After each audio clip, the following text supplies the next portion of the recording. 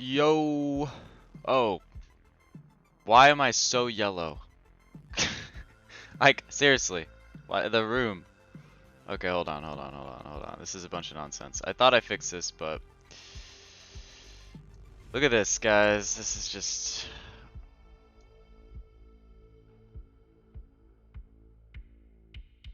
Is that better? There we go. That white balance. I always have to fix that every morning. At first it comes in 2 weeks, so I try to strengthen it, but it looks like I got it wrong there, but anyway. How we doing? It's Friday. Um Hopefully we can finish the week on a strong note. Yesterday I did end up taking a couple trades off stream, and I told you at the end of the stream that the only way that you would know how I ended up is if you join the Discord, and I did post how I ended up in the Discord. I took 2 trades really.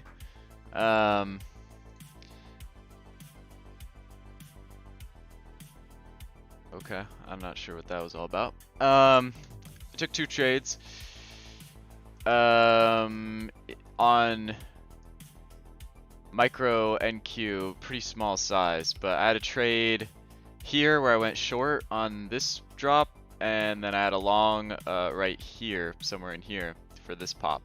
And I held a runner on for this one as we got kind of the breakout of a triangle here, but that ended up failing back inside. Just very choppy, trappy day, so I got stopped out around the same exit for where I got the first one out. All right, well, we haven't even hit the open yet, and we're 5 minutes before the bell here, and ES is kind of surging up. I know we had some jobs numbers, right?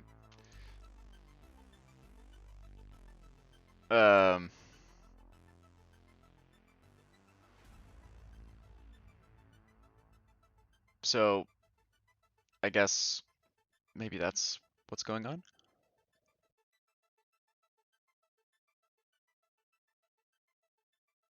All right. Oopsies.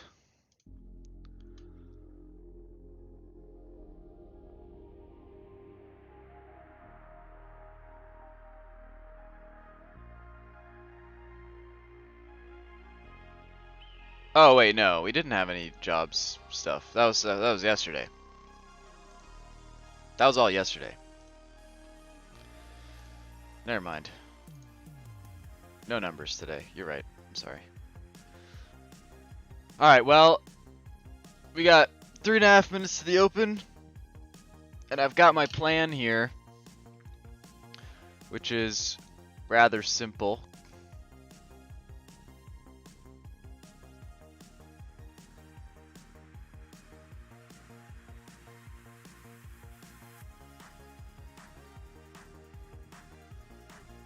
But I'll be looking short today.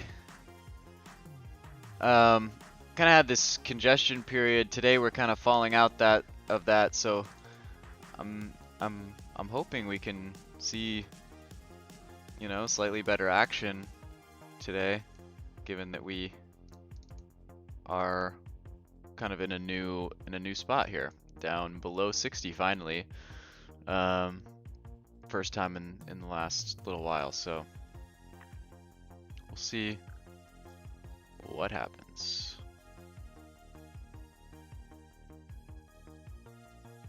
Two and a half minutes to the bell. This might be another day where I take a very quick position. Appreciate you guys hitting that like button.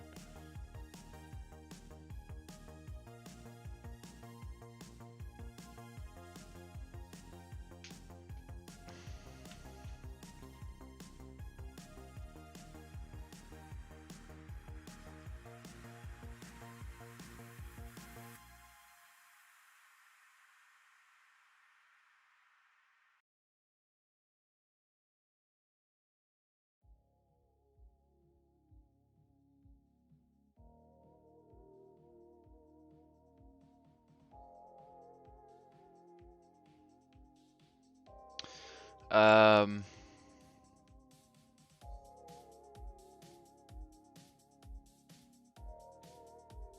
I'm holding off from kind of just rambling as I usually do because the bell's in 1.5 minutes. I want to focus up here. This is actually going to be interesting, but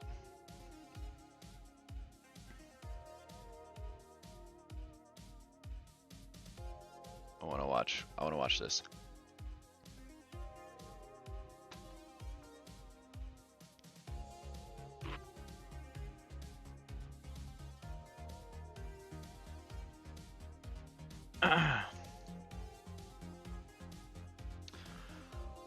Un minuto, 1 minute más.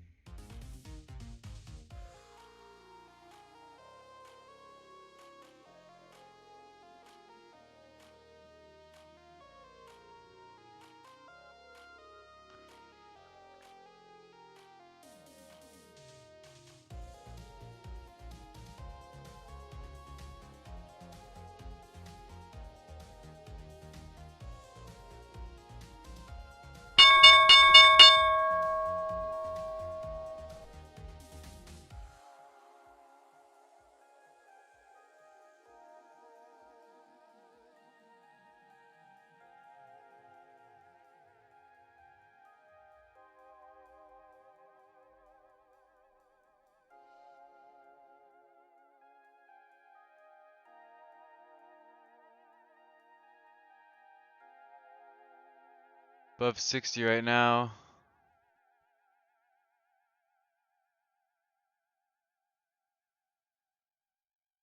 Order filled.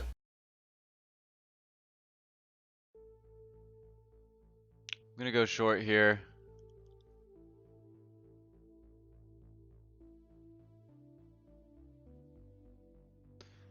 Not sure why my entry was not quite as good as I would have wanted it, but that's all right. I think overall I've got a really good entry on this, and I know I'm getting short here right off the opening bell, but this is right in that sweet spot on the supply side, I think. So I think this is my spot. Back testing that 60. I think this is that spot. For sure. Now we'll stop out.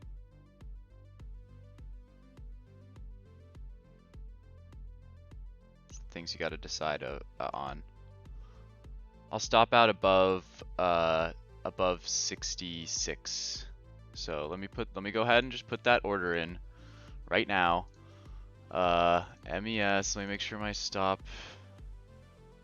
Let me make sure everything's good so I don't mess this up, but do an OCO. Stop type, stop, yeah. So yeah, we'll do quantity 5.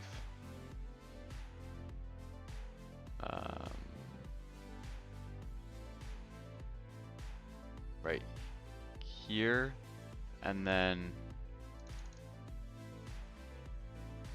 literally, I think it'll be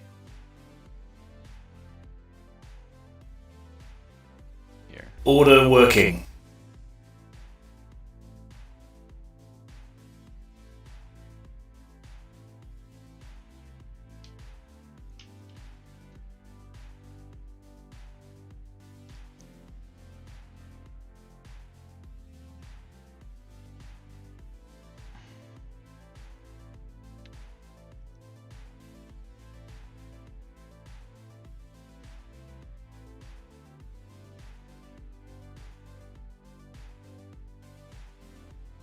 NASDAQ, I have to say, NASDAQ does kind of look weaker of the two, so you know we'll see, but But ES had that strong push before the open.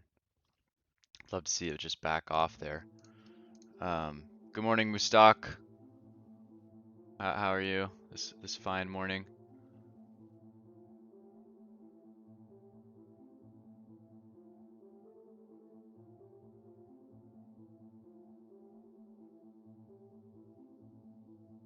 Welcome in, people. As you can see, I've already taken a position to the short side. This will be trade number 1.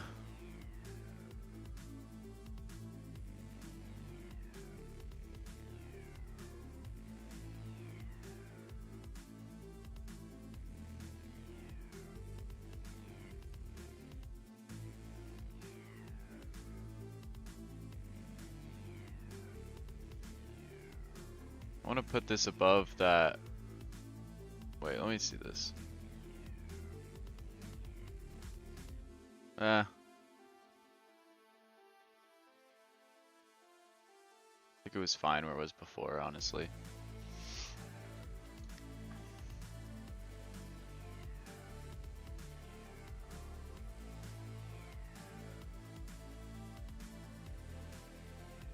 This is right in my supply side sweet spot. So if this doesn't work, then that's just fine, because this is just the strategy, my strategy, like 101 basically. The only thing I might be slightly worried about is if this like ticks me out and then keeps going, but you know that will happen sometimes, I guess. But on this, I mean, this is just as per the strategy. So I really like this, but we'll see if this works or not. So we'll let her go.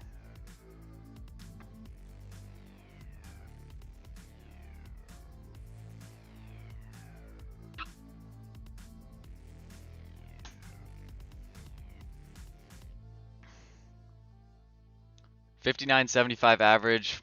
I definitely think that by the end of the day, I could very well think that by the end of the day that was a very good entry, I think. Regardless of position, just based on where we might end up.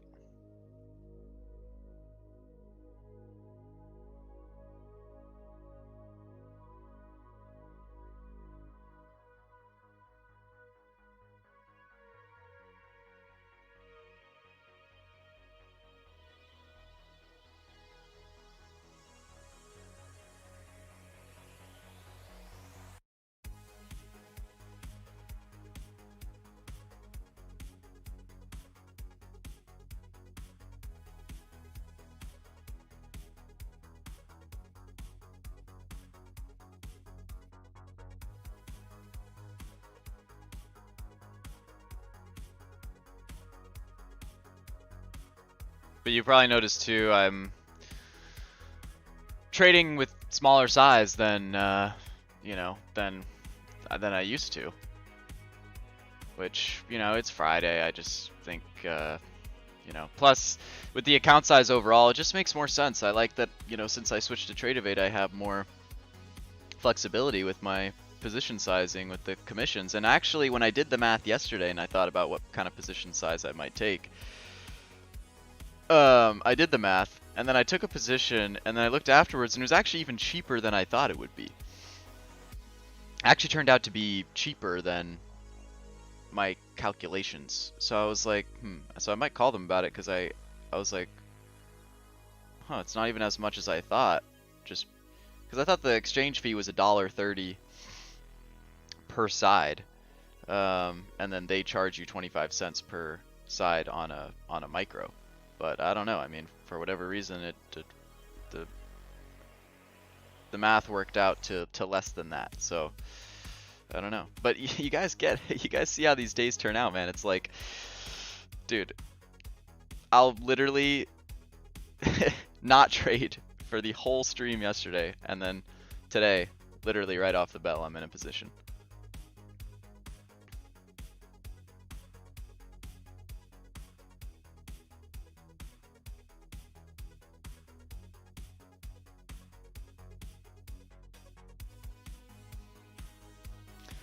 Good morning, Orog. How we doing?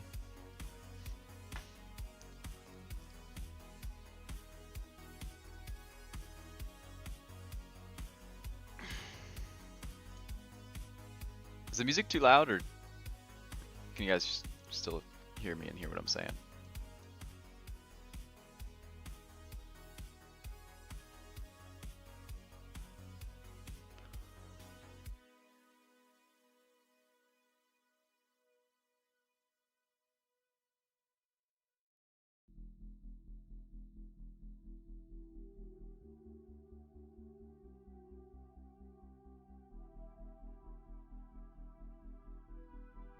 Alright, we're just making new lows on this 15-minute candle now.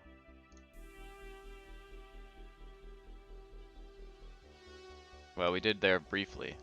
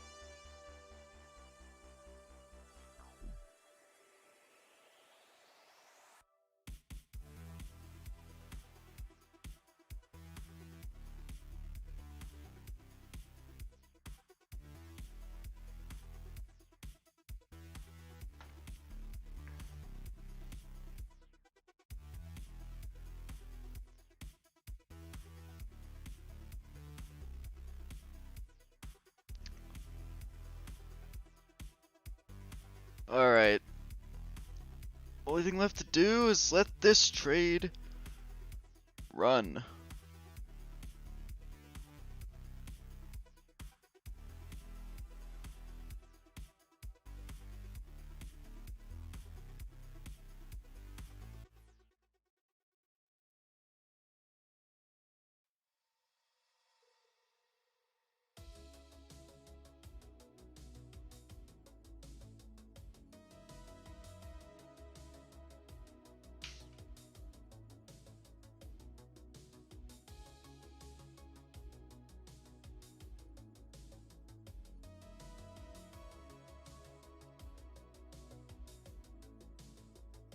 And on this one, I'm gonna be I'm gonna try to do my best to do what I didn't do last time, which is hold through the madness.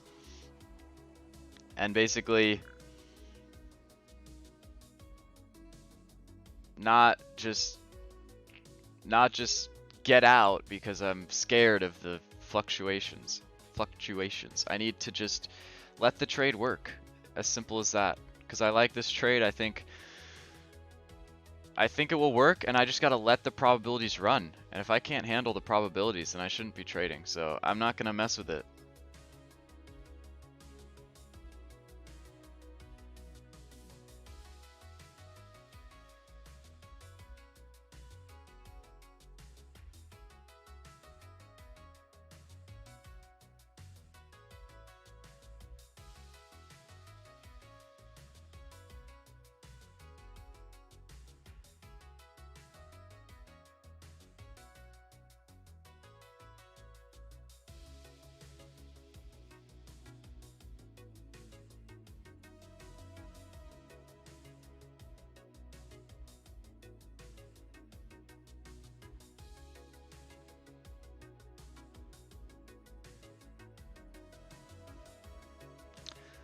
Anyway, how are you guys doing?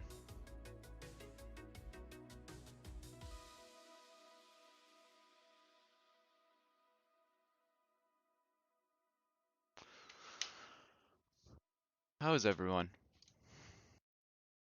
Um, so Matt's not streaming today. Patrick had a meltdown yesterday. We were talking about this in the Discord, Tim and I, and it was pretty interesting to watch. If you haven't seen it, go to my Discord, go to the memes text channel called memes, and I posted a link in there to Patrick's stream yesterday. And if you haven't seen it, it's good trading content. And I definitely have respect for Patrick Wheeland, but he had a terrible day. He started just gambling, straight up gambling, and you can see him on the screen just he's like buying and selling like a madman every 2 seconds. And it's you know, it's at the very least fun to watch, but I will say he did come out and make a recap after that and basically admit that he was, you know, just, yeah, he owned up to his mistakes for sure, but and then the chat was on the stream, the chat was just going off on him, and he was just getting pissed.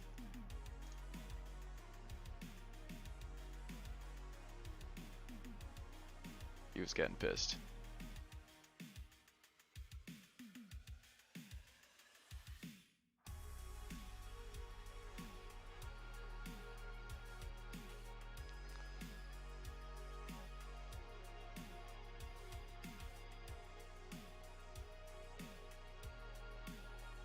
Anyway. Oh my god, alright, you know what? I know what I'm gonna do.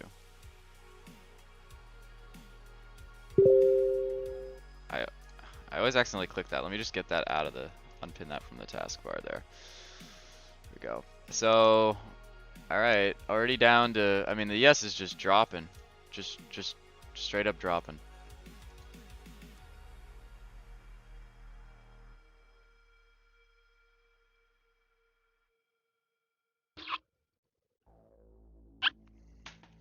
Nasdaq's got on a new low for the day. ES is not. Whoops. So maybe Nasdaq's the one I should have shorted, but I don't know. I liked the setup better on the ES. I saw the level a little bit clearer.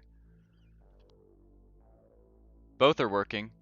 ES is just behind, but a lot of times that'll result in a catch up. It can catch up.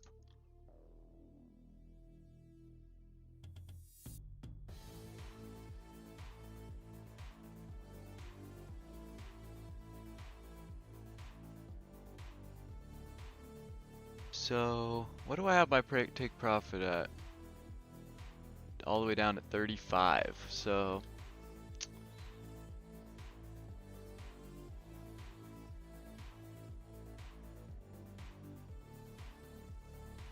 I think that's good, but when we get down there, I'll do some adjusting. Yeah, the Nasdaq's really the one that's coming down right now.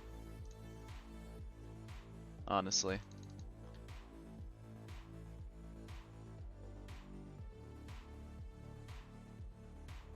Kind of feels like it could have a long way to fall.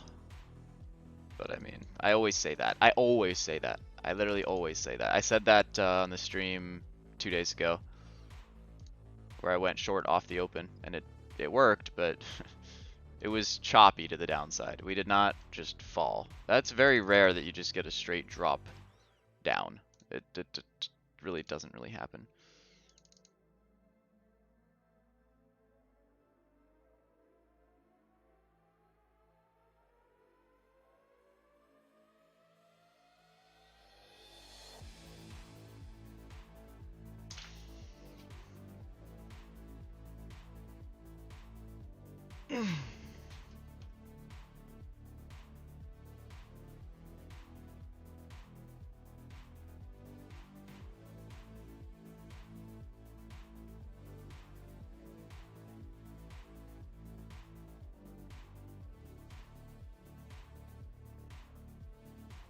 Alright, I'll be back in 2 seconds. I gotta fill up my water.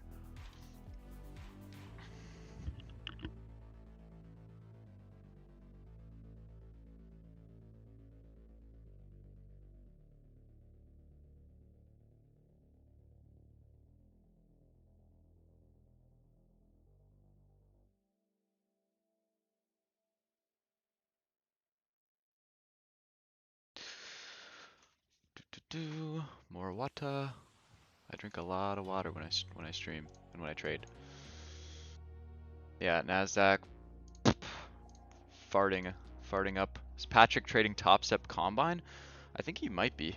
Yeah, I think he is, but that was weird yesterday because the way he traded yesterday, it did not seem like he was in Top Step because it just didn't. I mean, yeah, which account would allow him to trade like that? Like, I guess there aren't any trading limits, like on how much you can trade. There's limits on how many contracts you can trade. And then I'm trying to think. I mean, yeah, I think he was. But what's the max loss? What's the max daily loss on?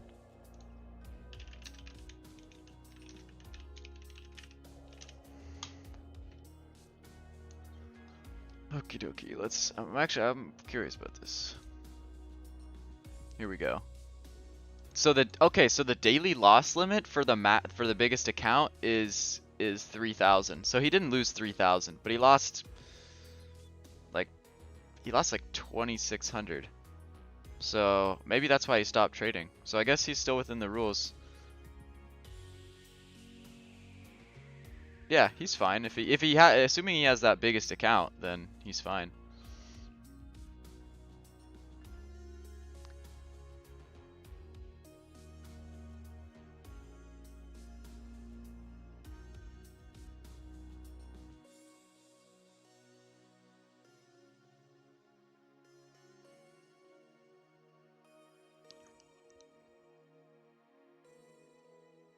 Paper account.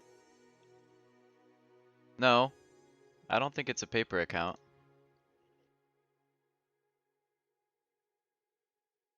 Pretty sure it's not a paper account. Top Step Top Step accounts, or well, actually, wait a minute. If he's funded, like this is where I just don't even understand like what the deal with Top Step accounts is. But I think if he's funded, it's a real account if he's funded. But if it's yes, you're right. If it's the step 1, step 2 thing, and he's not funded yet and he's working towards getting funded, then that is a simulated account. Yes. So ES is just now coming down. Wow, we're really coming down.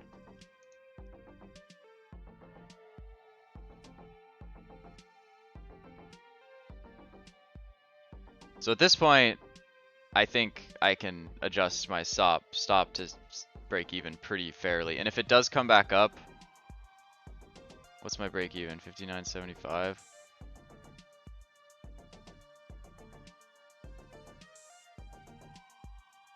I'm putting my stop loss at break even because I kind of feel like if we come back up to my break even,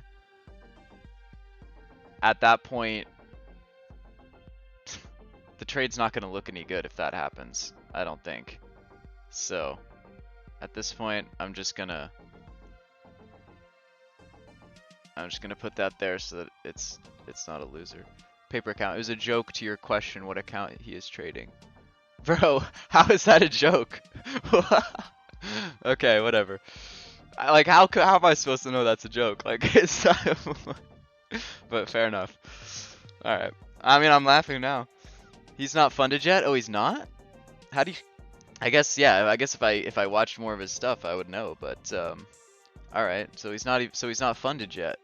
So what are the rules? Okay, so but I think the same rules apply. Like the same rules apply before you're funded and after you're funded.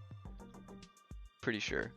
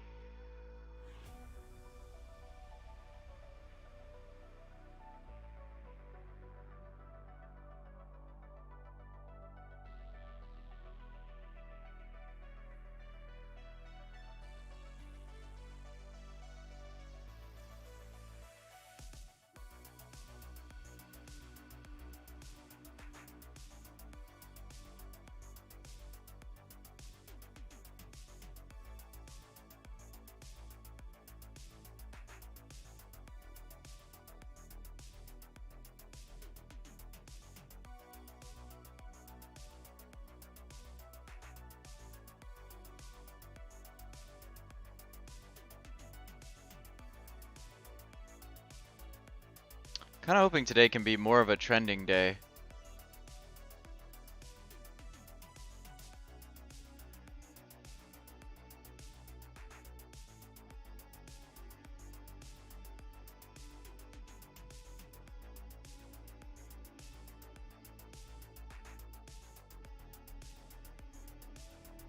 Kinda hoping today can be more of a trending day, because we had so much chop the last couple days. So it'd be cool to see us really start to trend. Alright, we're actually getting kinda close to my take profit, so what I'm gonna do is... I don't know how best to do this, really. But...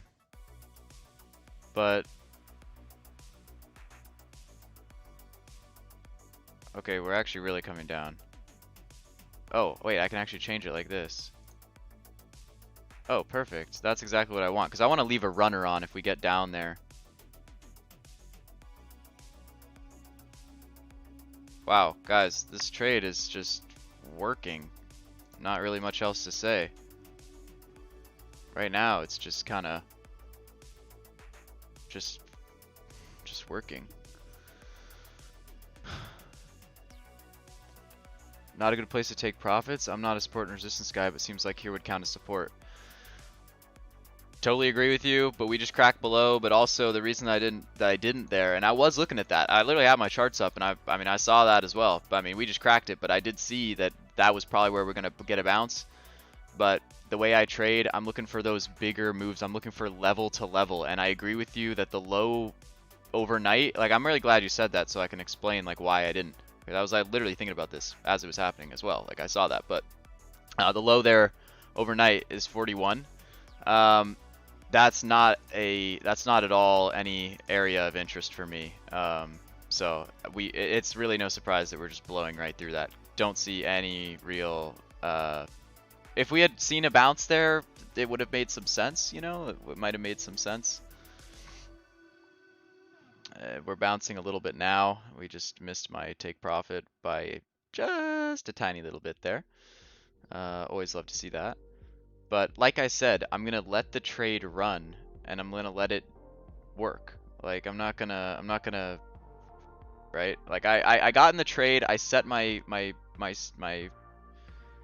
take profit and stop loss and everything. And at this point now, I'm just gonna let it go. So that's because not doing that has been what's been punishing me on trading, is trade management, and just set the right stop loss, the right take profit.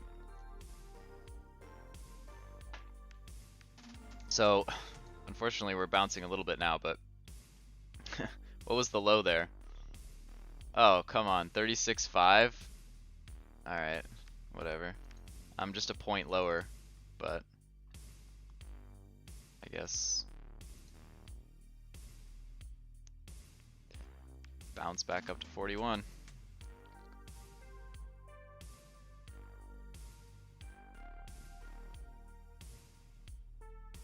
It's alright.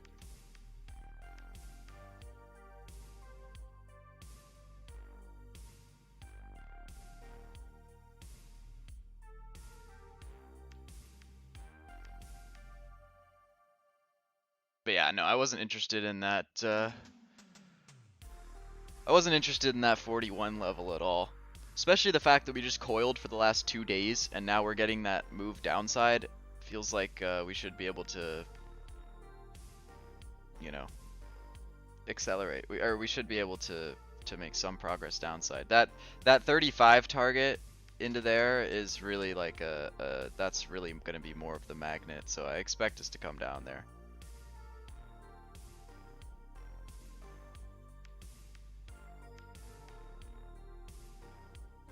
Right now, back up to 43. So missed me by a point, and we're catching a little bounce up here.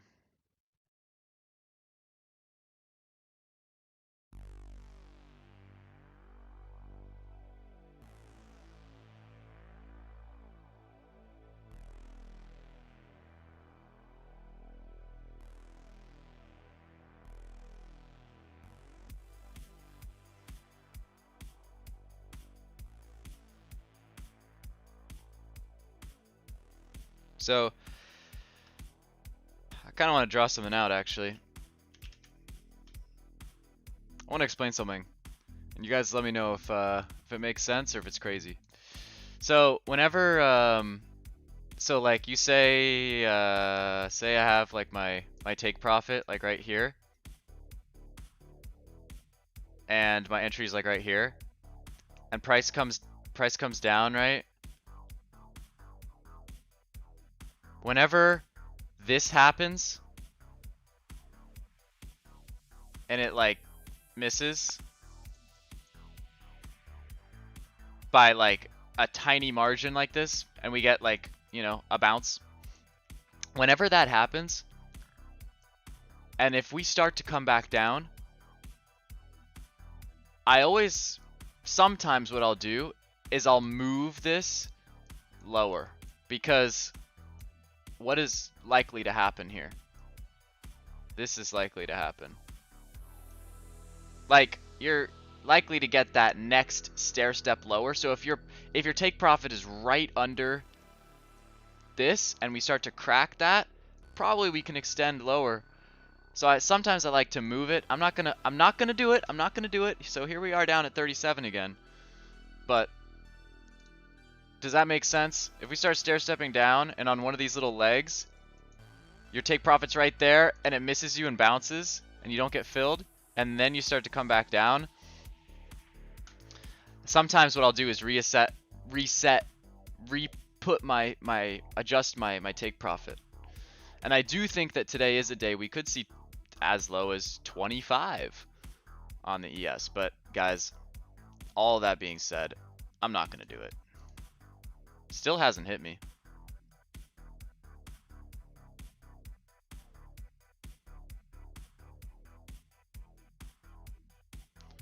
Came down again there, but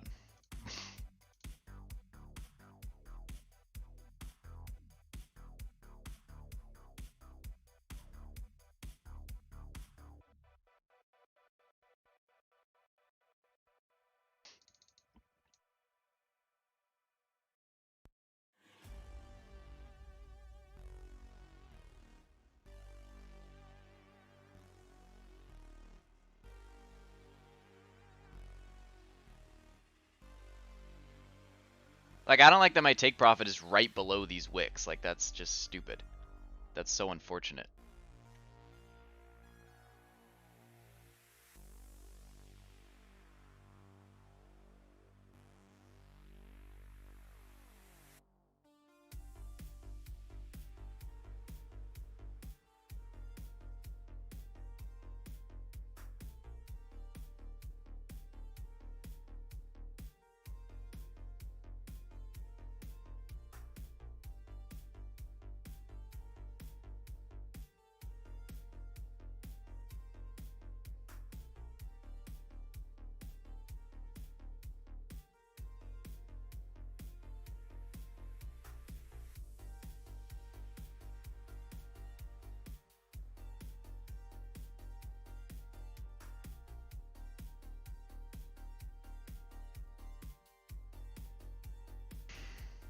Alright, well, no one had anything to say about that. Alright, fair enough.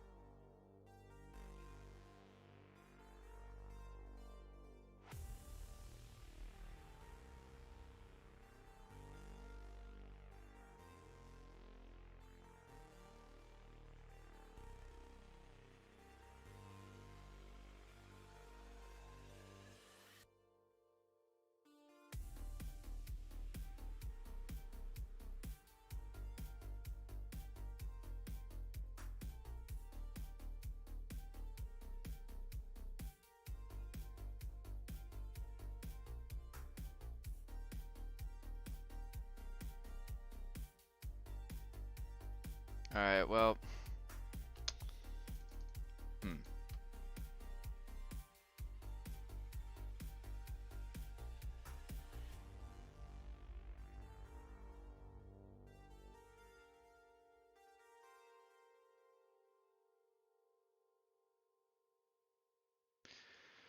Back down to 37, back up to 44.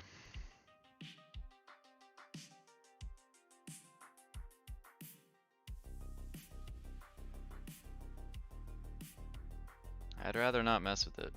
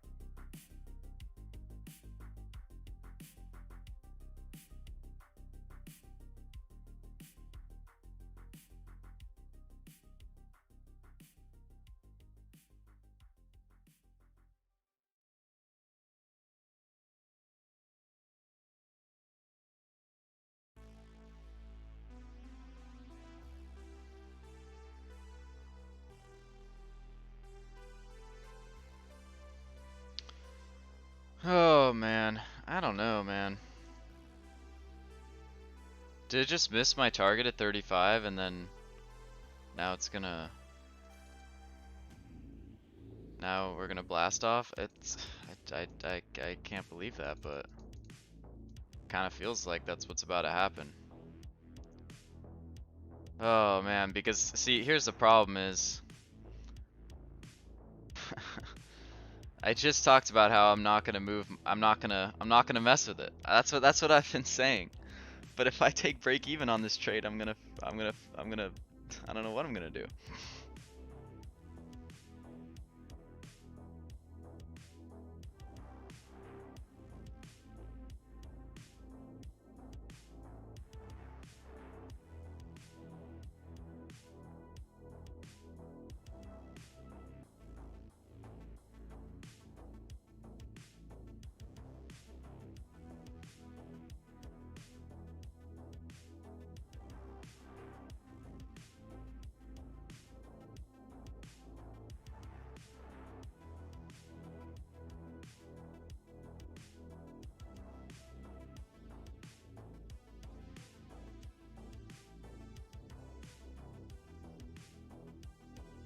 There's 6 minutes left on this candle.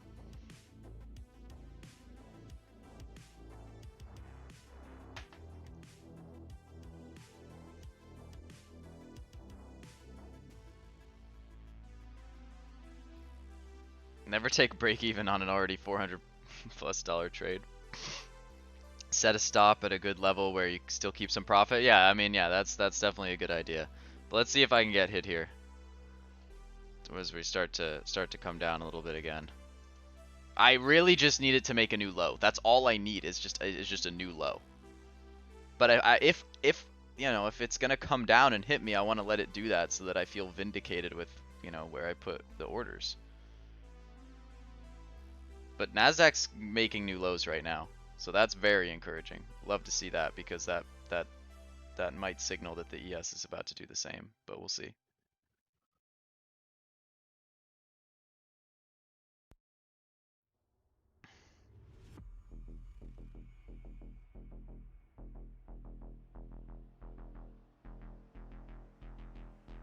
It's very close. I'm very close now. And like I said, I drew that little thing out. That might happen. Right? Once we hit my thing, we might just fall. Like my green is going to be a support level that we're about to just fall through.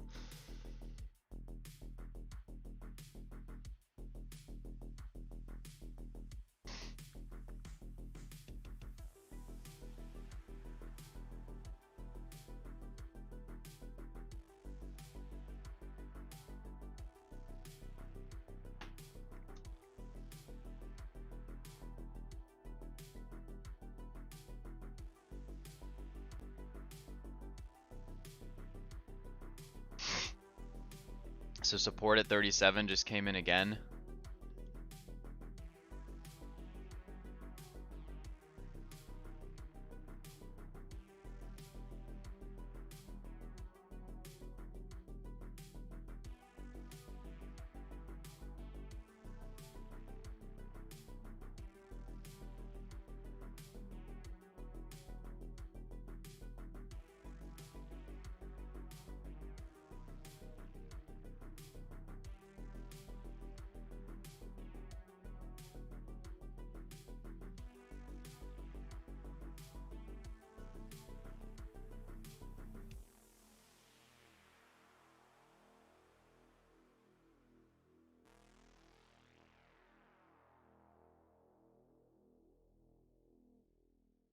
All right, this is it. This is where it's got to do it. But I'm telling you, this is like the bear flag, and now it's gonna break lower, like a lot lower. So, but whatever, it's fine. But it hasn't done it yet. Let's see if it can do it or what.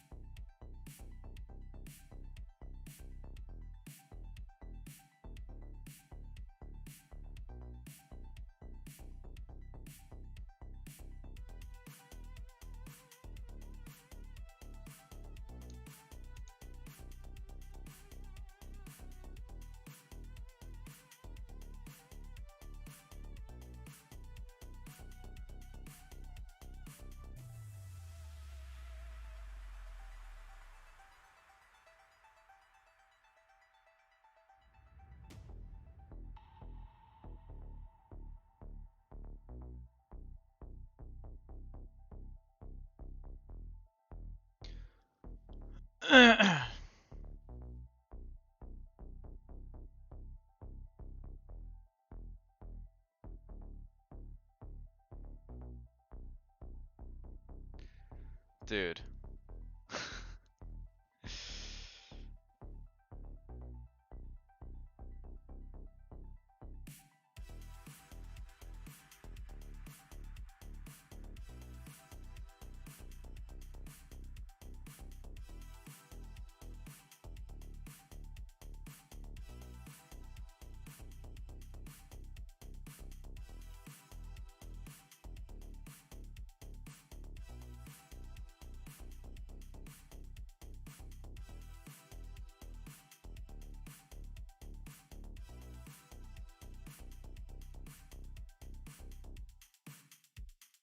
I swear to God, this trade is testing my patience. It's super testing my patience, dude.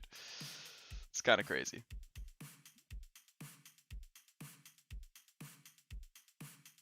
Since you're trading multiple contracts, maybe I plan to take some off at the table at certain levels. Always good to pay yourself. Yeah. That's the plan. That is the plan.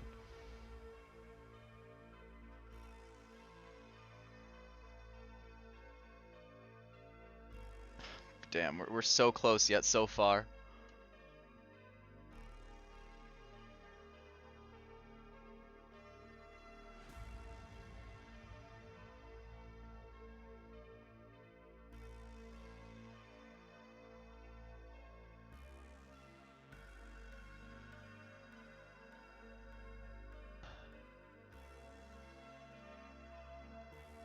Can I trade ES and NQ on a cash account? No, I don't think so. I like options right now, but gamma and theta screw me over much too often.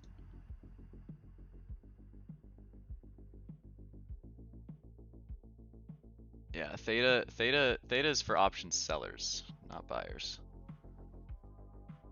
Wait a minute. What? Oh, you have got to be kidding me. Dude. Is that a joke?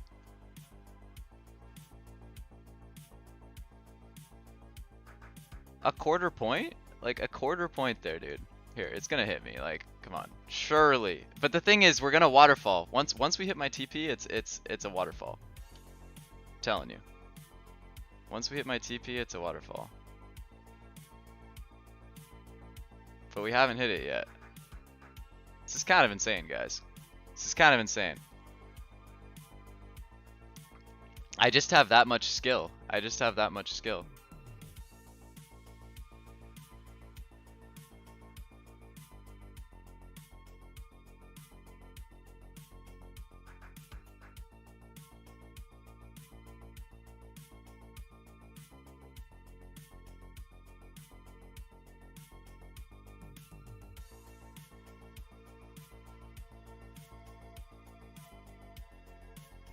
No. It wasn't a quarter point. Now. Order cancelled. There we go. Oh my god, dude. I swear. Dude, I'm just gonna like at this point. Oh, we're good. We're good. We're good. Whew. That was what's the right word? Titillating.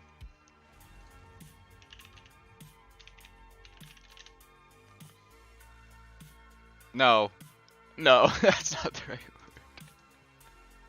word. I just realized I didn't know what that word meant, but I got it wrong. I take that one back. Not titillating. Okay, that feels good. That feels good. Look at that bounce. Look at that bounce right there. Alright, so I was wrong. Maybe we don't waterfall through. Nice. Alright, and I've got my runner. I've got my runner. So with the runner, what I'm gonna do is I'm gonna set a trail on it. I'll give it a lot of room. Let's see. How much room should I give it, folks? What do we think? How are we feeling today? A lot of room, little room? What's the vibe? Let's come back down. Let's see. So if I set, we're at 36 right now. Let's say we get to 25. Could set I could probably set. What do we think? 10 points? 15 points? So 37.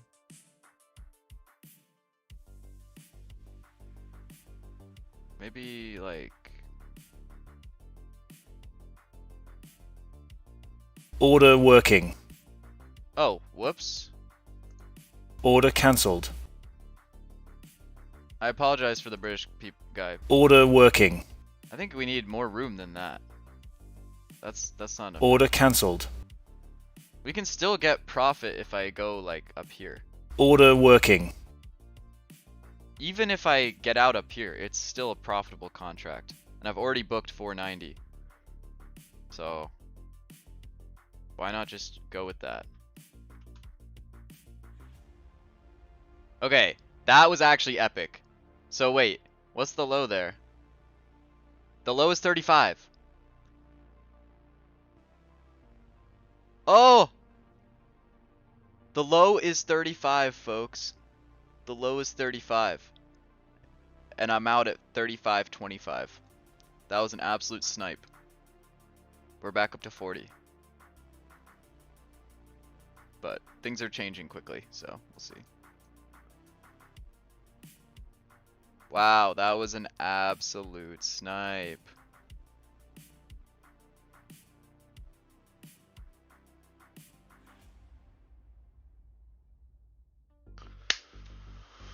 Let's go. That was big. That was big.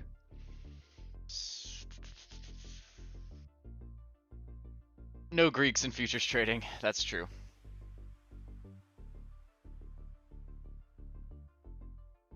Guys, leave a like for that trade. You saw a good one right there. You saw a real good one. That's the strategy to perfection. Right there. You just saw it live. Live on stream. Beautiful trade.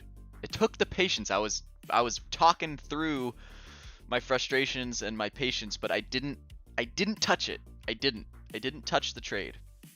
Although I do think that that's an important lesson, that like right there, yes, it ended up hitting me, but at the same time, that could have easily missed me also by a tick and done kind of a very similar thing. So if I put data box and I look at this candle, wait, how does this work? How do I know what the low of this candle was? I mean, I can see it on TOS, but I just want to see it on here.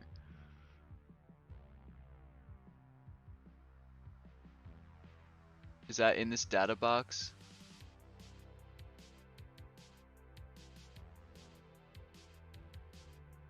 I'm confused. No, I don't think that this is showing. Oh, wait. Oh, here we go. Yeah, it is. Here we go. It's at the bottom there. Yeah, so if I hover over this, it says the low. Okay, here it says the low was 34.50. Which is interesting because on TOS it says the low was 35. But whatever.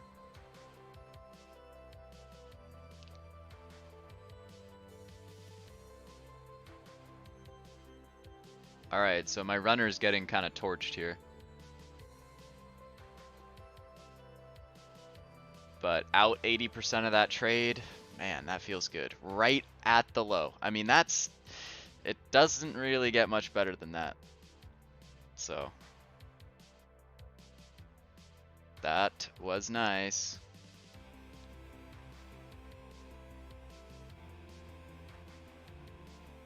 I fully expect us to continue lower, by the way. I fully expect lower on the day. Guys, don't take trades based off what I do or what I say, please. Remember that.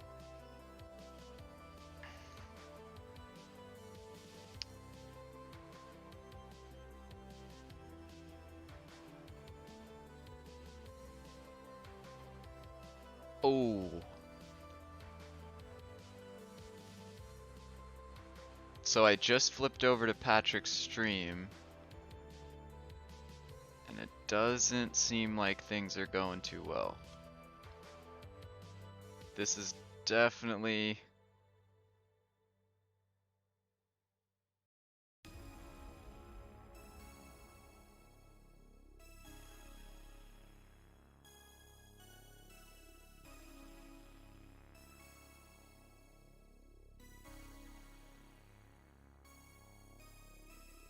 interesting.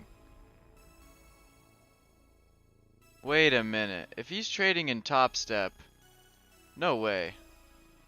Because let's see, he's down... Hold on, someone said he's trading in Top Step, but didn't I just have this open?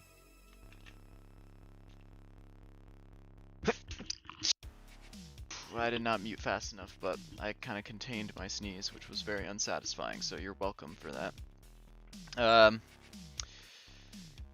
The largest account on Top Step, trailing max draw. Ooh.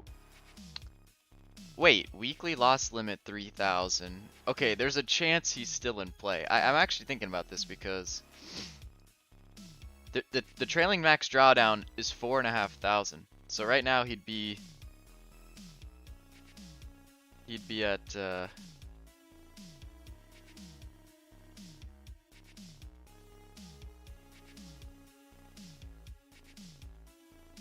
yesterday he lost like 2,700 plus. Now he's down like another 1,500. Dude, he's close, man.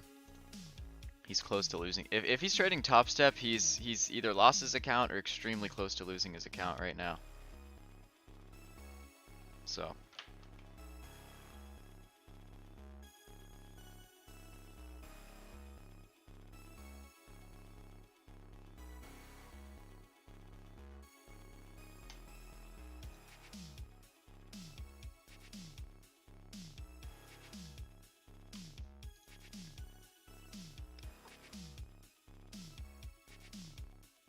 Tim, good morning.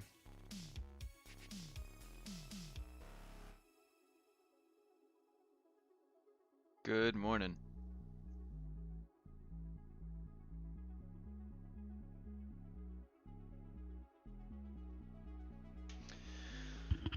You missed my stellar trade here. It don't get much better. This might be the best trade I've had. This might be the best futures trade I've ever had. Just in terms of just executing the darn plan. I mean, and I didn't mess with it. I let it, there was a lot of choppiness that I had to sit through. If you guys were watching this, you guys know, but this literally might be the best futures trade I've ever had. I'm not really sure. I mean, nothing comes to mind in terms of anything better. Like, anyway. But I'm very, as I continue to learn futures and get used to it, like I'm very proud of myself for taking these steps to get better, because I really do want to get better. But it's hard. But honestly, Tim, I really have you to thank, because that epiphany of, like, you know, taking smaller size, and that was something that I wanted to do with TOS, but the commissions were so high that I just couldn't feel right about like taking like so many micro contracts when they're charging me like $2 per side per micro. That's just insane. But I have you to thank, because that epiphany of like, and I think actually a lot of people should hear this, is that like trading, it's weird to say, but trading too big size, if you're trading too big of size, all too often what I was doing was waiting for confirmation, because I was too scared to get in the right spots. Because like here we're like ripping up, so I'd be too nervous to like get in here, even though I know it's like the right spot to get in. It's like the good, this is my, on my TOS chart over here, that was like dead to rights my absolute supply zone that I had marked out. And so I knew that was the right spot to get in. But being forced to take bigger size, I don't think I would have taken it, because I'd have been too nervous to take it as we're like ripping up. But then as we start to fade back in, I would have, you know, all too often I was chasing the moves. And then in the choppiness on, you know, 90% of, you know, not 90%, but like most days in the market are just super choppy. So, or not super choppy, but you know, there's chop back and forth. And so what would happen is I would chase a move and oftentimes get the right direction on it, but then basically manually stop out as I just get scared, and because of the fluctuation. So I would chase it on one direction, get like the worst entry, and then immediately would correct in the other way, because that's what the market does, it goes up and down. But the epiphany, the real epiphany was, if you take smaller size, you're more comfortable getting in at where you really should be getting in. Like this morning at 4260 resistance. So more likely to get in at those spots where you really should be. And so what that means is that you're gonna, if you're more comfortable taking those entries, you can take them more often, versus like with bigger size, it's true you can make more money, you know, you can make more money with bigger size. But you actually will kind of inversely, if you unpack that, you can actually make more money with smaller size, because you're more likely to take the right entries, you're more likely to stick with your trades because you don't have as much stress. So you're more likely to you know, trade according to your actual strategy, which is your moneymaker. But with the big size, it's true, your P&L swings will be large, but more often than not, you're going to be getting in and getting out based off, you know, emotions and not really according to the strategy. So anyway.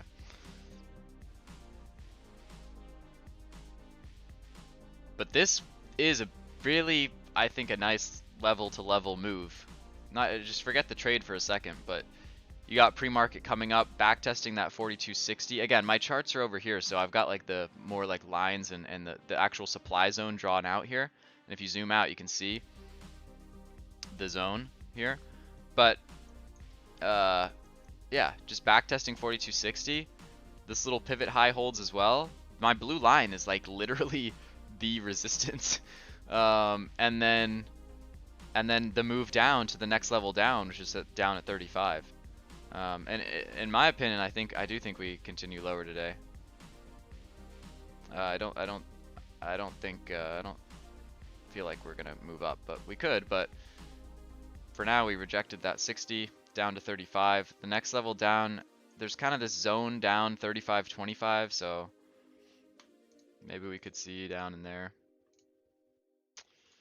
But anyway, I see that that Tim, I don't know if you're, I have it open. I'm not, you know, obviously I'm not watching, but I don't know if you saw, but Patrick is having another meltdown live right now.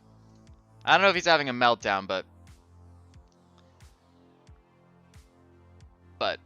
it's, I don't know that it's going particularly well for him right now, which is interesting. But I can see his chart and the entries and executions. It's insane. He's kind of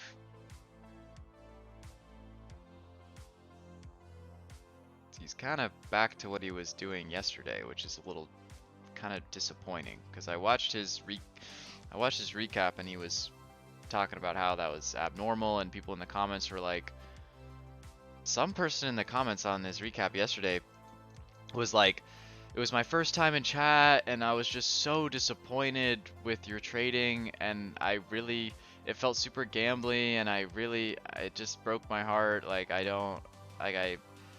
lost respect for you and I was never going to go to the stream again, but now that I've seen this recap, like, you explained it, and I'm really happy with your honesty, and and his whole recap was about how he, like, it was good. Like, I gained respect for him. But now I just pull up his stream and, like, dude, I can see the entries and execute. Like, it seems like he's doing the exact same thing. So that is a little disappointing. Anyway, I'll check it out later. But I can't help myself. I am very interested in how other traders are doing that are trading the same products as me, and I'm interested in their strategies, and so I like to, see how they're doing.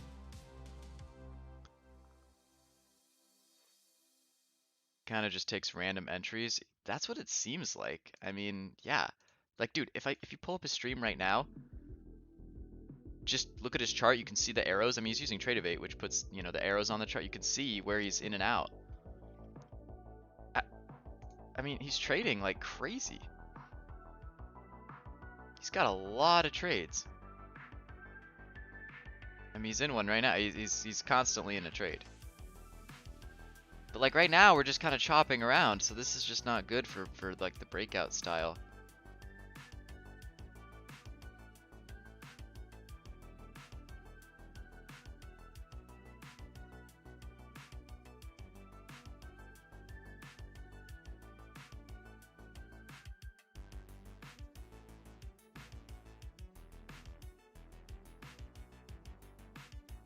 This is a thing of beauty, guys. I'm not trying to gas myself up, but yeah, did I get a little lucky that I got out there like the literal bottom tick? Yes, absolutely. But you can't say I was not patient and that I don't deserve that, because that's a thing of beauty. That is a thing of beauty. That's a very sexy thing to see when you get a tick out like that on the bottom of a candle.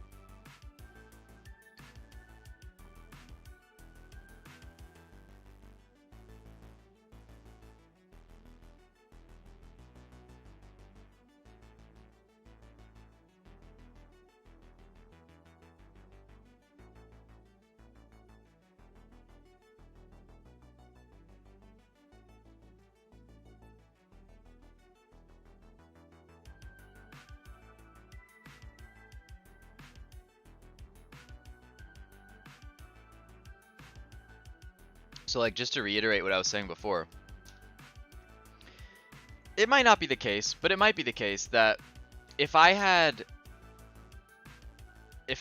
not if the micros weren't a thing and you were just in or out with an ES contract, I might not have taken that trade. Because I was literally too scared because it's just too much risk for this account size.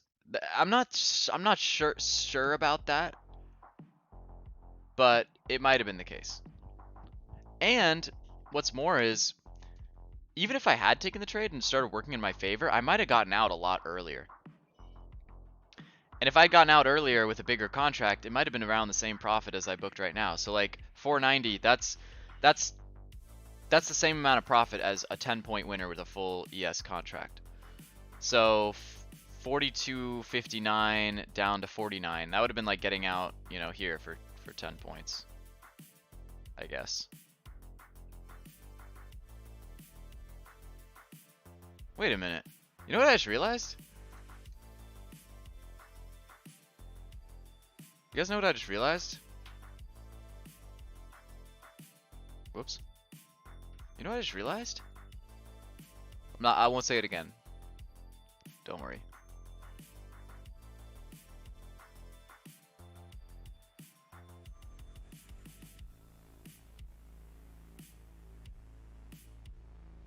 That was a 24.5-point winner.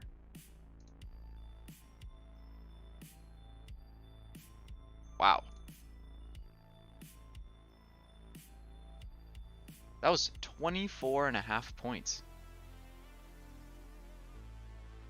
That is pretty sweet.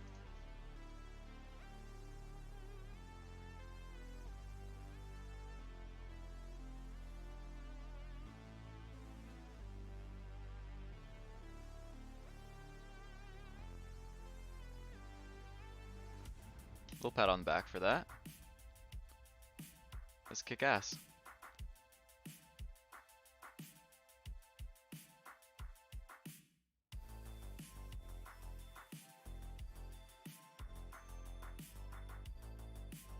What's his stream? Look up Patrick Wieland, Wieland, on YouTube. He's been a trading personality on YouTube for a while, but I have to say, I didn't really look into him. I know he used to trade equities like me, and now he trades futures like me, so I was interested. And his strategies does seem more discretionary, which mine kind of is too. But I think my strategy is like a system, but it's also partly discretionary. I don't know how I would describe it, but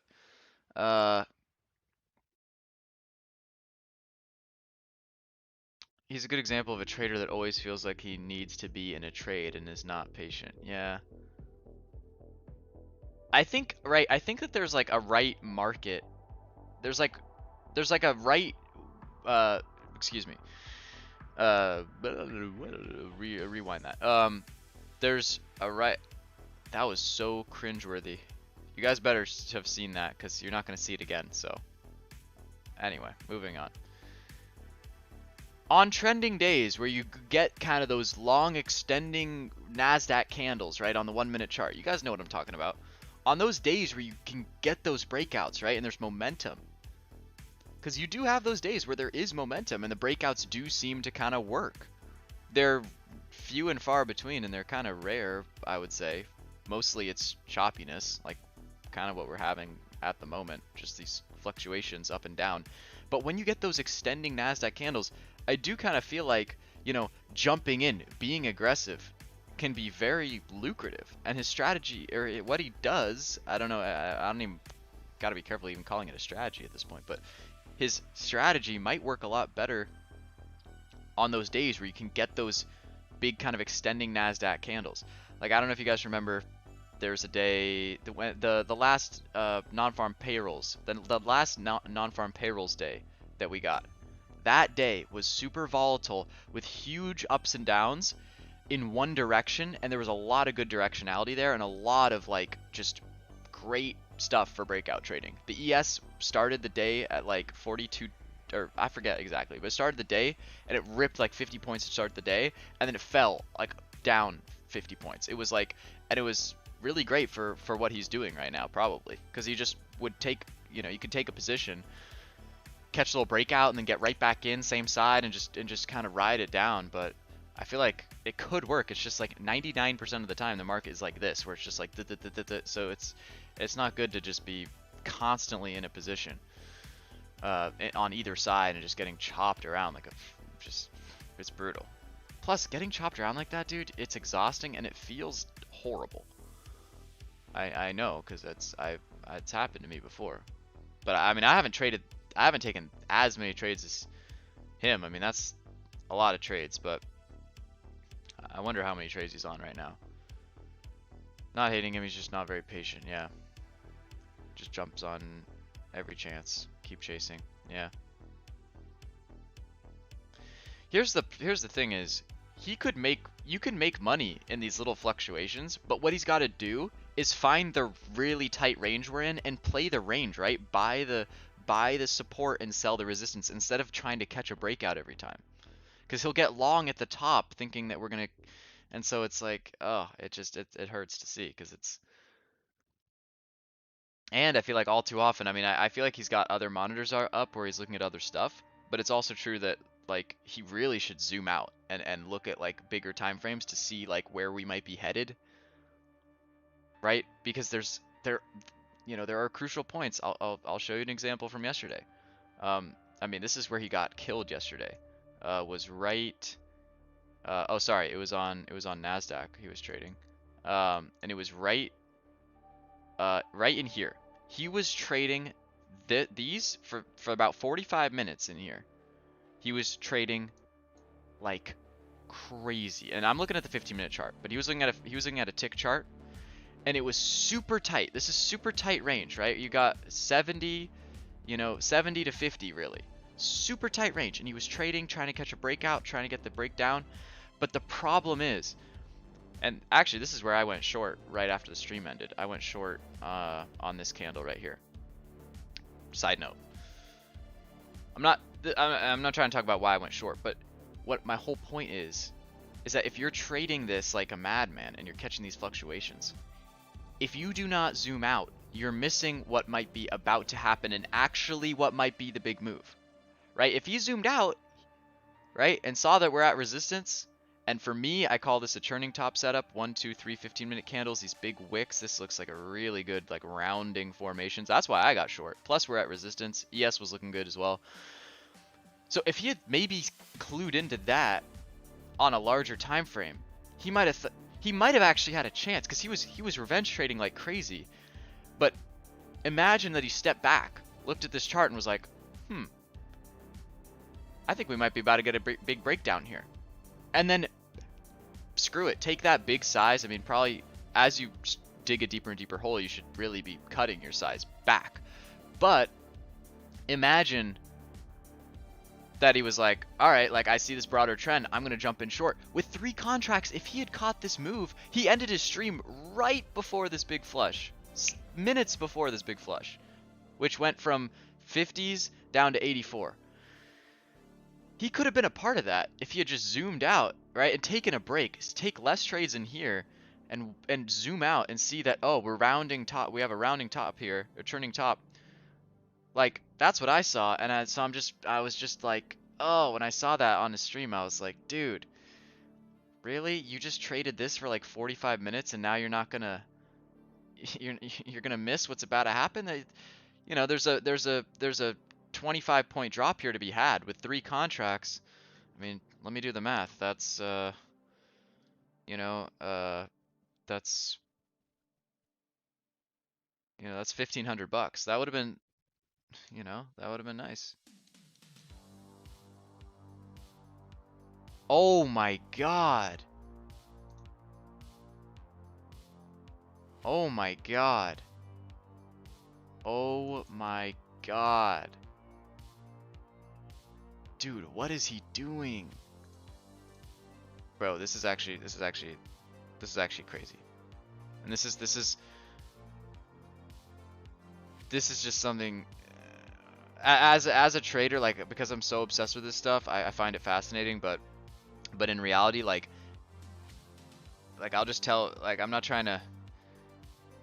I don't know what to say here, but what I'm trying to say is that you just don't get to see something like this very often. This is kind of nuts, in my opinion. This is, oh god, I don't even want to read his chat. Why is he constantly in a trade? I think his chat is just scared. Full tilt 2 days in a row. Oh god. Dude. Please take this trade off. He's got I'm sorry guys, like I'm supposed to be streaming, but bro, I'm watching this. This is insane.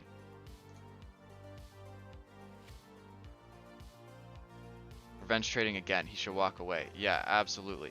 Dude, this is insane. I've never seen anything like this. Because not only did it happen yesterday, but he made a full video about basically how it would never happen again. And here he is, less than 24 hours later. I kind of know what it's like though, because if you guys remember, I'll compare myself to what he's doing to hedge my excitement about this. Because if you remember, just briefly, I'll say I made that video. Yeah, a couple weeks ago. I had a really bad Thursday and Friday, and then I made a video on the weekend. I talked about how like I was gonna change things. I had this whole new thing. I was gonna take 2 trades max, like all this stuff. And then on Monday, I came and I lost 2 grand on Monday, and I overtraded and I broke all those rules. And then on Tuesday, that's when I might be getting this wrong. But then I came out with another video and I said, all right, time to stop messing around. Like, let's actually obey the strategy. And from then on, I've been good. And I've completed the strategy. But I will say, it did take me. It did actually. Once I came up with kind of that, when I came up with that whole thing that I was going to be different and I was going to take 2 trades max. Actually, I think I said 3 trades max. The thing is, it kind of changed. So anyway, I don't know. This is a little different, but oh, please sell this, Patrick. Dude, oh my god, dude, this hurts. Because what I'm looking at here is that I think we go lower. He's long right now. Oh, dude, please. He like, you got these candlesticks, 1, 2, 3, 4. You got a little level right here, and he's watching price come up here, and he's not getting out. All right, he took one out, but still. Anyway, this is crazy.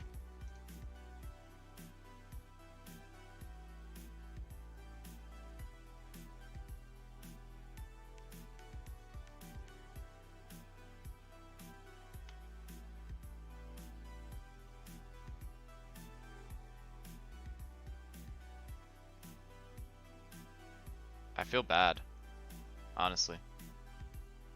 He is more content than TVM. Facts, dude. That's why I love it, is it's content. It's absolute content. But the problem is, like, I don't want to make, like, I don't feel good about just like talking 24/7 about Matt and Patrick, you know, other traders. Like, I need to focus more on myself. But, like, I don't know what to say. I executed my strategy. I was short right off the open, caught 25 points. Like, at this point, I'm sitting on the sidelines. I still have a runner. I still like the short side, but like I'm much of my strategy is pretty much just you know, let it work. So I do kind of have time to sit here and talk about stuff, but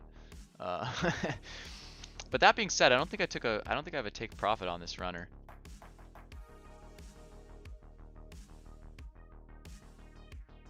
So what I'm gonna do is I'm gonna do that. Order cancelled.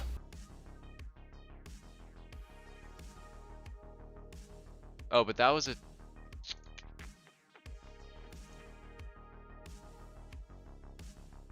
Shoot. I think I messed up.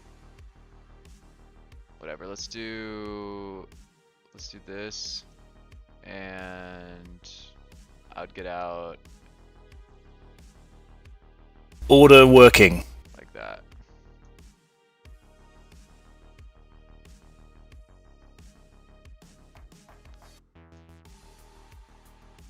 this up a little bit. That looks good.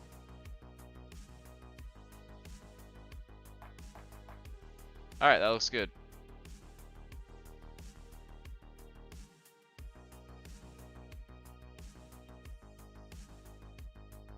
So that's like a 10-point trail. So if we come down here and we start to like spike out and it kind of just missed me, then the trail should come into play and hit me there. Anyway, yeah, guys, I don't know. I feel mixed about this because I've been talking, like I haven't been talking shit. I haven't been talking shit, but I feel like to some degree this is kind of crazy, and like you know, pardon me for watching this. Oh God, every time I click back it gets worse. He's gotta walk away. Like there's just no way. Oh my God, people in chat trolling him, dude. This is I'll go back and watch this with audio later, but this is just, guys, this is the thing is I don't know. I haven't been watching Patrick for that long, so you guys let me know. Like, is this as crazy as I say it is? Like, I looked at his thumbnails. Like, I don't. This is not common for him, is it? Like, I mean, this is insane.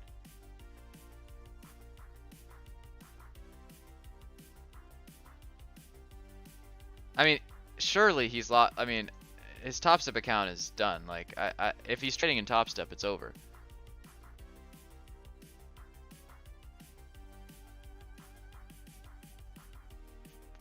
Fly on my arm. Anyway, I feel bad talking about it, but guys, this is just insanity. I've never seen anything like that. I've seen it worse with Matt when he took that 7K loss. I mean, okay, but you have yet to produce that. When did that happen? I want to see it. Show it to me. Show it to me. He's trading a really tight range, trying to get breakouts every move. Yeah, I know. It's just, yeah, it's bad. He has more content than TVM. Yep. Went from, yeah, dude. This is insane. I've literally never seen anything like it. You guys, quick reminder, please, guys. You guys have to hit that like button. All right. This was probably, like I said, one of my best futures trades ever. I mean, this was just to a T, man. 60 resistance, short 59.75. All right, my trail is starting to move down as we start to make more progress coming down here. So this is where I just got to let the trail work, and you know, I'll try to carry this down to in front of 25.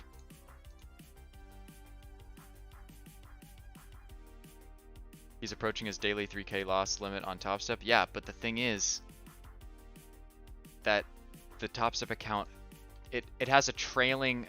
Look, I've got it up. Like,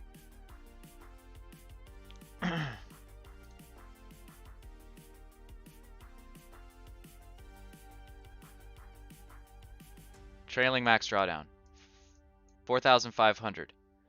Like, he lost 2,600 yesterday, and he's down what, 2,800 today. So I mean, what's that?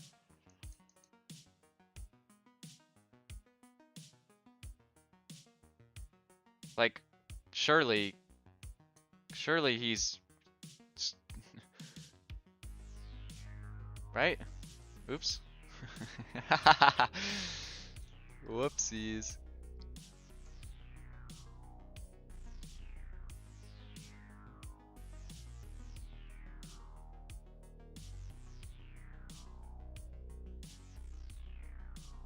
He probably never uploaded it. It was back in 2021 or 2020. Was on his personal account also. Jesus. Yeah, that's crazy. But what I will say is that I did see Matt make, like, dude, I saw him. He has a video about it.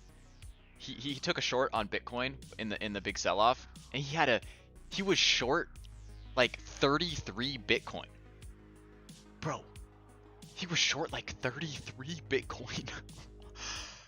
I was looking at the chart and I was like, dude, I like it. I was like, I like it. I don't know if I like it for the same reasons he does, but I was like, dude, this is insane. He was short 33 Bitcoin. And he banked like 20 something thousand off that trade. Or like $30,000 from that trade. Because it was a winner. It worked. I mean, I liked it. I was watching it in real time. I mean, in fact, when he got out and he cut the position, I remember he said he cut the position like in the morning or whatever because he was streaming. And I remember I was like, dude, I think he had a life-changing position on there because I think I remember thinking like, dude, this is gonna go a lot lower. But dude, I always say that, but guess what? It did. I mean, Bitcoin went down to what, 14K or something, or what was it? It hit like 17K. So, I mean, he would have had to hold. I mean, that I don't even know if he would have been allowed to hold the position that long because that was like weeks later, or I don't know, it was like days later. But anyway, my point is that he's, you know, with that one trade, all of the, all the shit we give him, that was a big trade, that Bitcoin trade. So maybe he should just focus on crypto.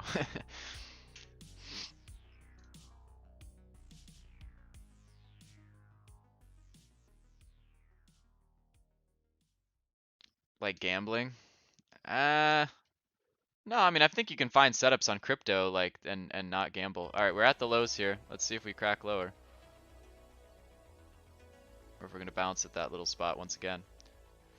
Guys, if you guys are enjoying the stream, enjoying my ranting on about what's going on in the trading world right now, it's kind of crazy, but if you are, please guys hit that like button. If you guys are new, don't forget to subscribe. I do these streams pretty much every morning, but I do have an announcement that we're going to be moving out of this house in like a week or two. Or let's see, in literally a week we're moving out of here. So, there will probably be, alright, there's the crack lower, but there will probably be several days where I'm not streaming, or a couple days at least, because I need to move everything out of here. We need to completely move out of this house and move into a new house. The whole move thing is just going to be a total pain in the ass. Like, well, I'm not looking forward to it at all. But anyway, the point is I'm moving to a new place for next semester, and hopefully I'll be able to stream there. I really hope so. It's a little funny because the room that I kind of agreed to have, I checked it out, and it's like tiny. I don't even know if this bed's gonna fit in there, let alone a desk. So it's kind of sucky, but I'm thinking that I can get a different room. But I gotta get in touch with one of the people that I'm sharing the house with is maybe open to taking that smaller room. So that would be great. But anyway, the point is I won't be streaming I should be streaming at the beginning of next week, but towards the end there I may have to pack all this stuff up and we're moving out. So that's a preliminary heads up. All right, so yes, it's cracking the lows here.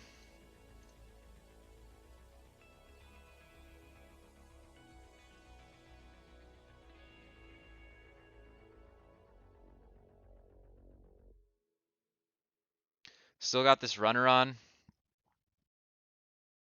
making new lows.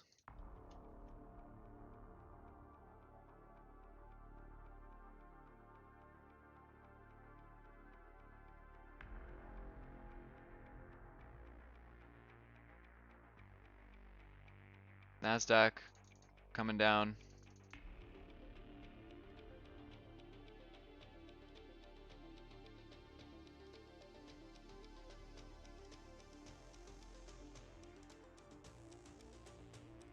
Still holding one micro. 20%. 20% still on. We got the trailing stop.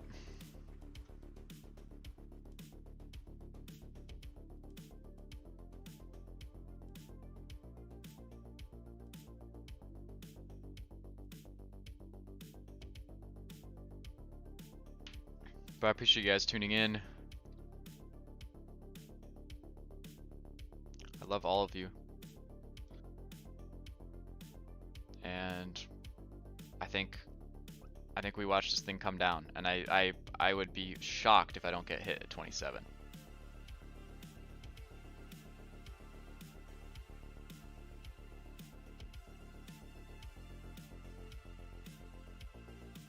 For now, it looks like downside accelerating, but I only say that because we have new lows. Fresh 15-minute candle, that's 11 o'clock. My alarm. So, let's see what happens.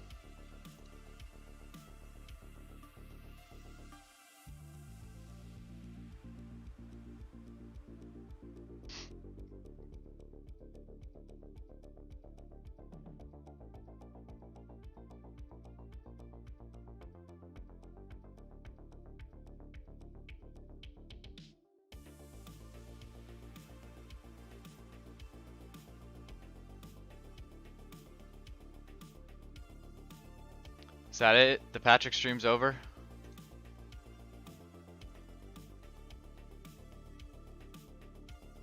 It's frozen. It's not working. Oh, it's back. He's still live? Never mind. Is he still trading, dude? I swear to God. Guys. It's Friday. And you guys can make me so happy if all you do is just stay in the stream. Please, bro. I'm serious about this. Like, if I could hit 25 concurrent viewers, maybe I should do something. Really, 30 would be insane. I don't care about it that much, but it would be really, really cool. Because we've never done it. Never done it here. Never. But guys, look at this trade, alright?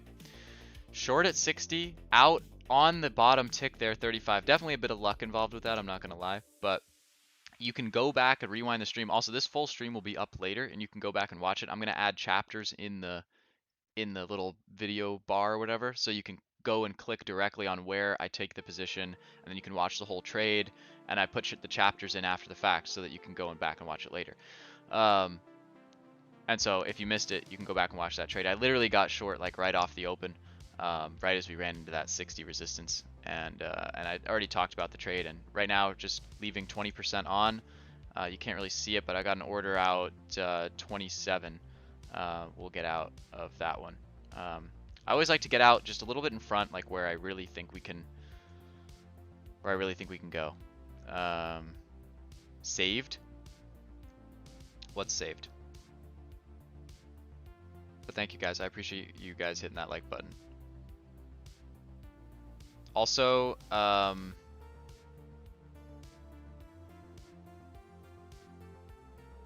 will be, once I end this stream, guys, join the Discord. Once I end this stream, I'm gonna do it again. Nobody joined yesterday, that's fine. But, or nobody, alright, let me say my piece first. Basically, once the stream ends, I'm gonna go in the Discord and I'm gonna hop in the VC for anyone who wants to chat about just how things went today, or strategy, or just, I'll be in the Discord after I end the stream. I'm hopping in there for anyone that wants to chat, and I'm open to talking with all of you. So that being said, join the Discord so that if you're interested, and join the Discord for other reasons too, because we were having good discussions in there right now. Oh wow, Gary posted his stock trades this morning, and looks like he's done very well. Nice. Nice. That's big. Gary had a great day. Up 800 bucks.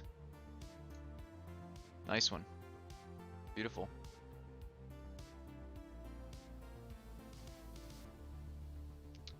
Gary is an equities trader that we have in the Discord. Him and I used to trade together in the VC in the mornings and talk through what we're seeing and talk through stocks, and it was a lot of fun. I miss those days.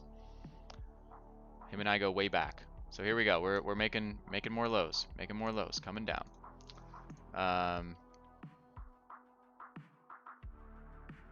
Good stuff. So we should get hit here at 27. At some point. Looking good.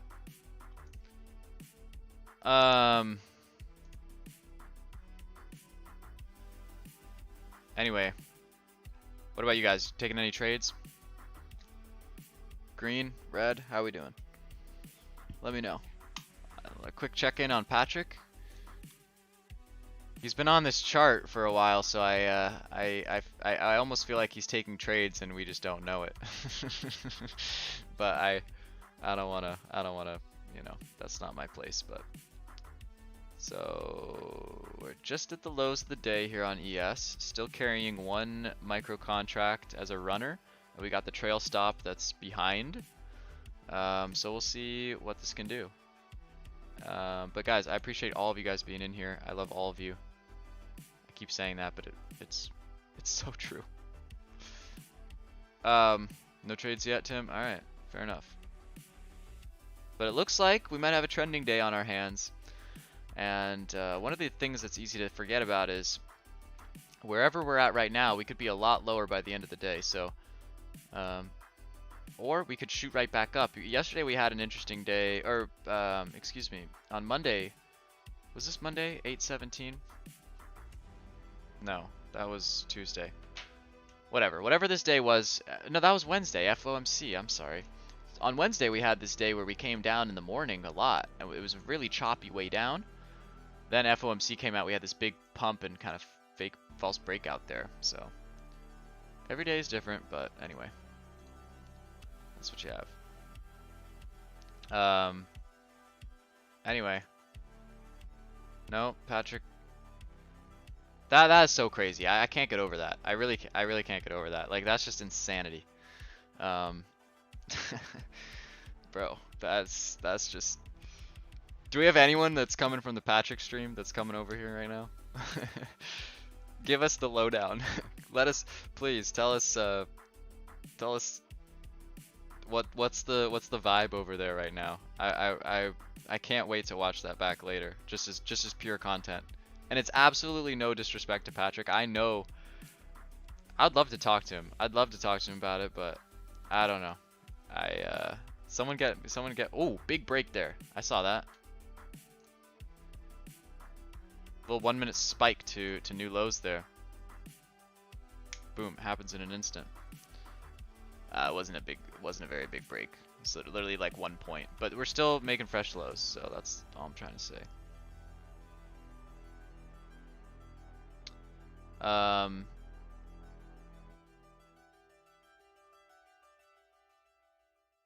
Looking for possible long from 650, 680 area on the Dow.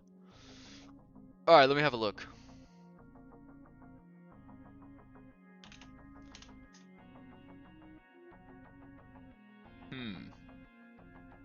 Yeah, the Dow hasn't even made lows from the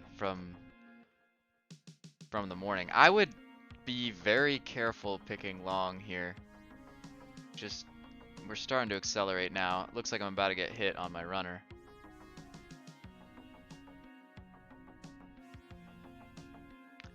I would be careful. The Dow, as I zoom out on it, just looks very bearish. But if you want to scalp along, I mean, maybe there's something there. But it's about to crack fresh lows here. I'd be very careful. It's coming down. It's at this bounce spot right now, but we'll see what it does. Anyway, everything's coming down right now. That's the point. Coming right into my demand zone now, though. So yeah, actually, I do have a demand zone marked out down here for ES and Nasdaq. What do I have on this? Yeah. What did I said something in the chat too yesterday. 30. Oh yeah. I don't know. I think you got to be careful, but there may be bids here. Let me see again. Yeah, maybe at 235. But I don't know. I think certainly what we can say for sure is that below. Am I about to get hit here? Quarter point tick. Order cancelled. Alright, I'm out. Out of my runner. Nice. Nice little bag on the day. We take those. Real nice. Very happy with my trading today. just one trade so far really. I mean, just one entry. So it's really just one trade, but we'll see how much lower we can go here. I'm not really sure where my next trade would be. The problem is, yeah. I mean, on my thinkorswim chart, I do have a demand zone marked out here for ES. I have us in a demand zone right now. So, but I would maybe take a stab down at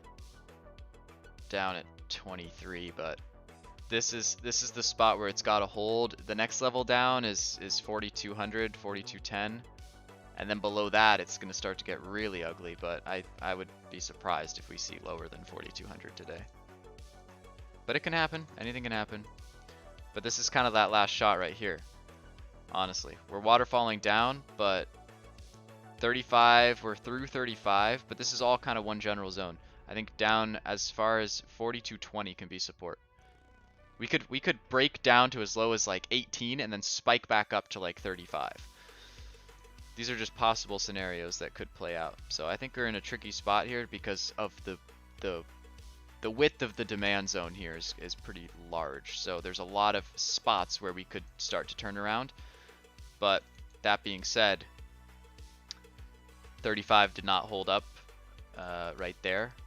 So that's a bit of a warning shot. But I think this makes sense. We had 2 days of consolidation. We should get an extended move here.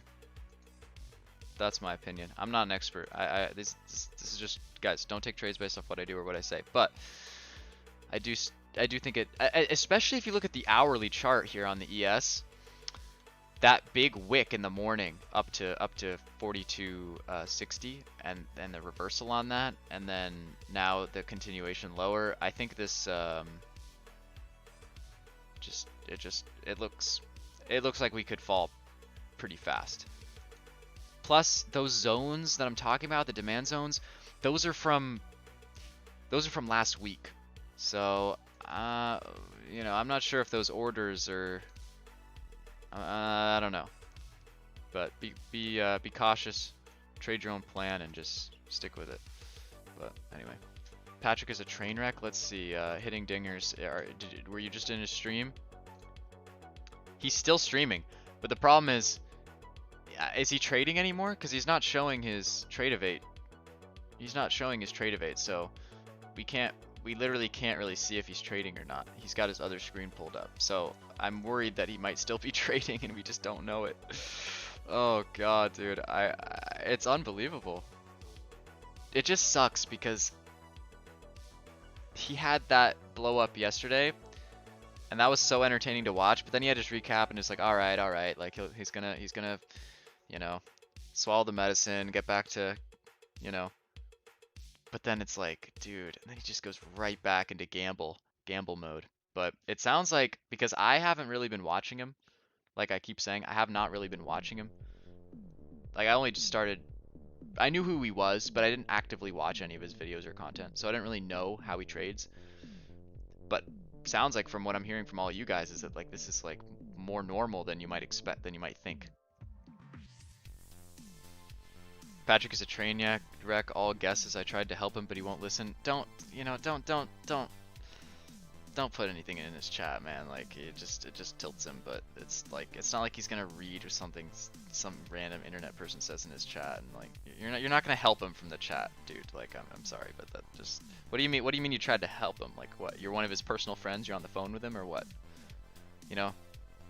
Because don't.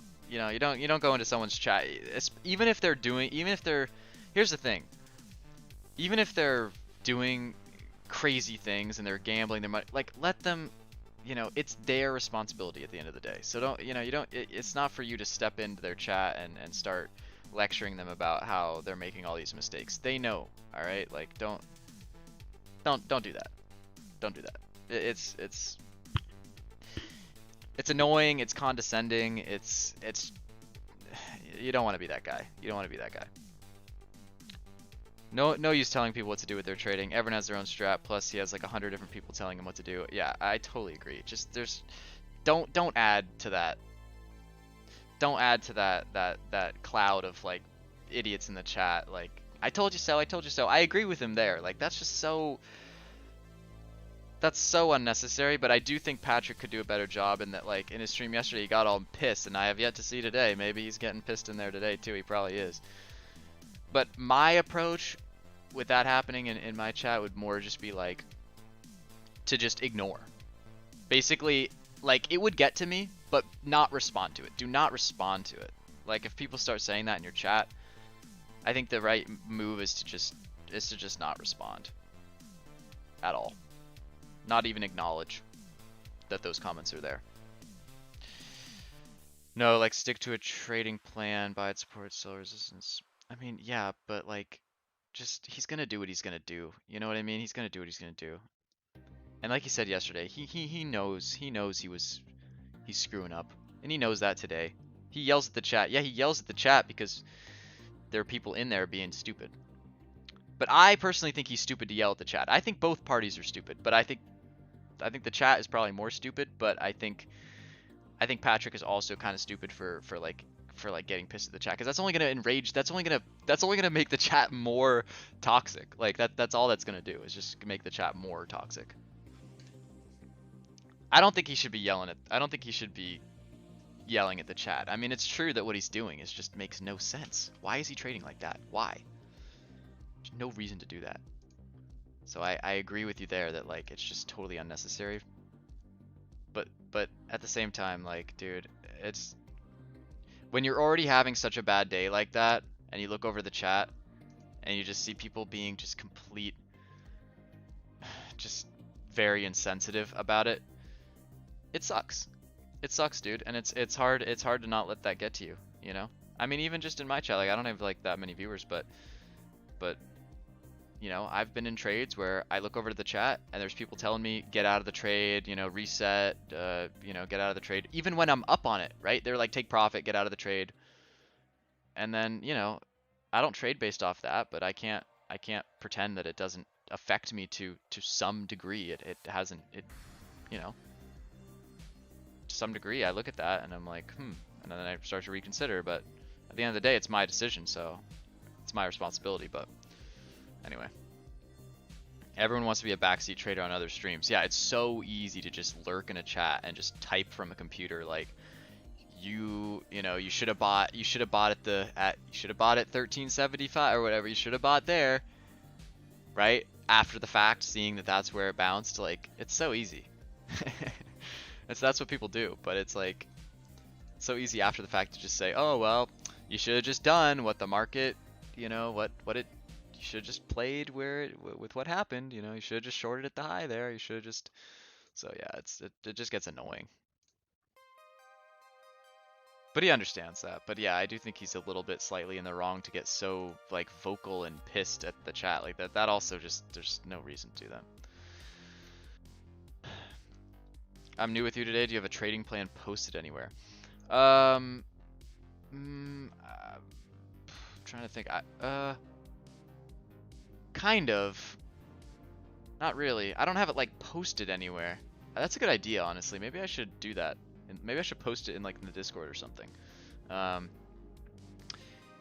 have a couple videos I uploaded that are. And by the way, I appreciate you being in here. Welcome to those who are new. But no, I've been doing these live streams. But a couple weeks ago, I really cemented this strategy, set it in stone.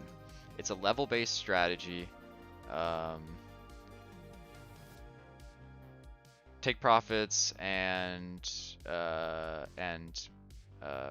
stop losses are set based on where the levels are, not based on P&L or percentages.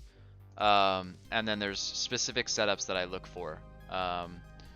Number one is false breakout or false breakdown. So when price spikes out of a level breakout and then fails back inside, that's where I'd be looking to take an entry for the rotation back to the level on the inside of wherever that breakout was. And then I take second setup is capture and backtest. So if we capture level, like you could honestly call this a capture and backtest. Oh, that reminds me. Nobody reminded me to this, dude.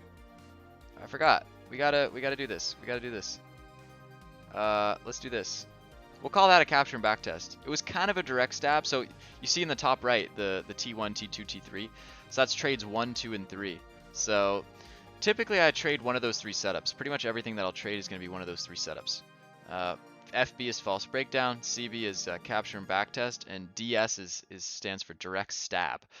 So capture and backtest is kind of what we had this morning, which is that we overnight we broke through that critical 60-65 resistance that or support that I had marked out. That was a demand zone that was acting as the bottom of this chop range for the last 2 days, bouncing. So that was kind of general support there. You see the bounce here, and then here we cracked it overnight. So really what this was in the morning was a back test of the kind of quasi breakdown. So capture and back test. So that's what I'm going to call this trade. You could also call it a direct stab at that resistance. So direct stab means wherever you've got a support or resistance, when price comes in there, you can take a direct stab. If you think it's a strong level and it's going to hold, you take a direct stab, and then you set your stop wherever you deem it that if we hit that price, then the level did not hold. So this is what I'm going to call a capture and back test, because we really did kind of break down out of that 2-day range, back test into it at 60, and then failure. That was the whole point of that trade. So those are the 3 setups that I trade the most, but it really is like a supply and demand level based strategy. So looking for areas where we have demand, and these are zones, not necessarily levels. I say levels, but they're always zones. But anyway, I'm not gonna get into the whole strategy right now, but I guess those are pretty much the main points of it right there. Top step combine? Me? No. I'm not doing a top step combine. I did try it once. I did do it. I signed up for like 1 month of the 50K account, and I've told this story so many times, but I'll tell it again. Thanks for checking. I'll check out past vids. Yeah, all my streams are up. Not all of them, but they're all up.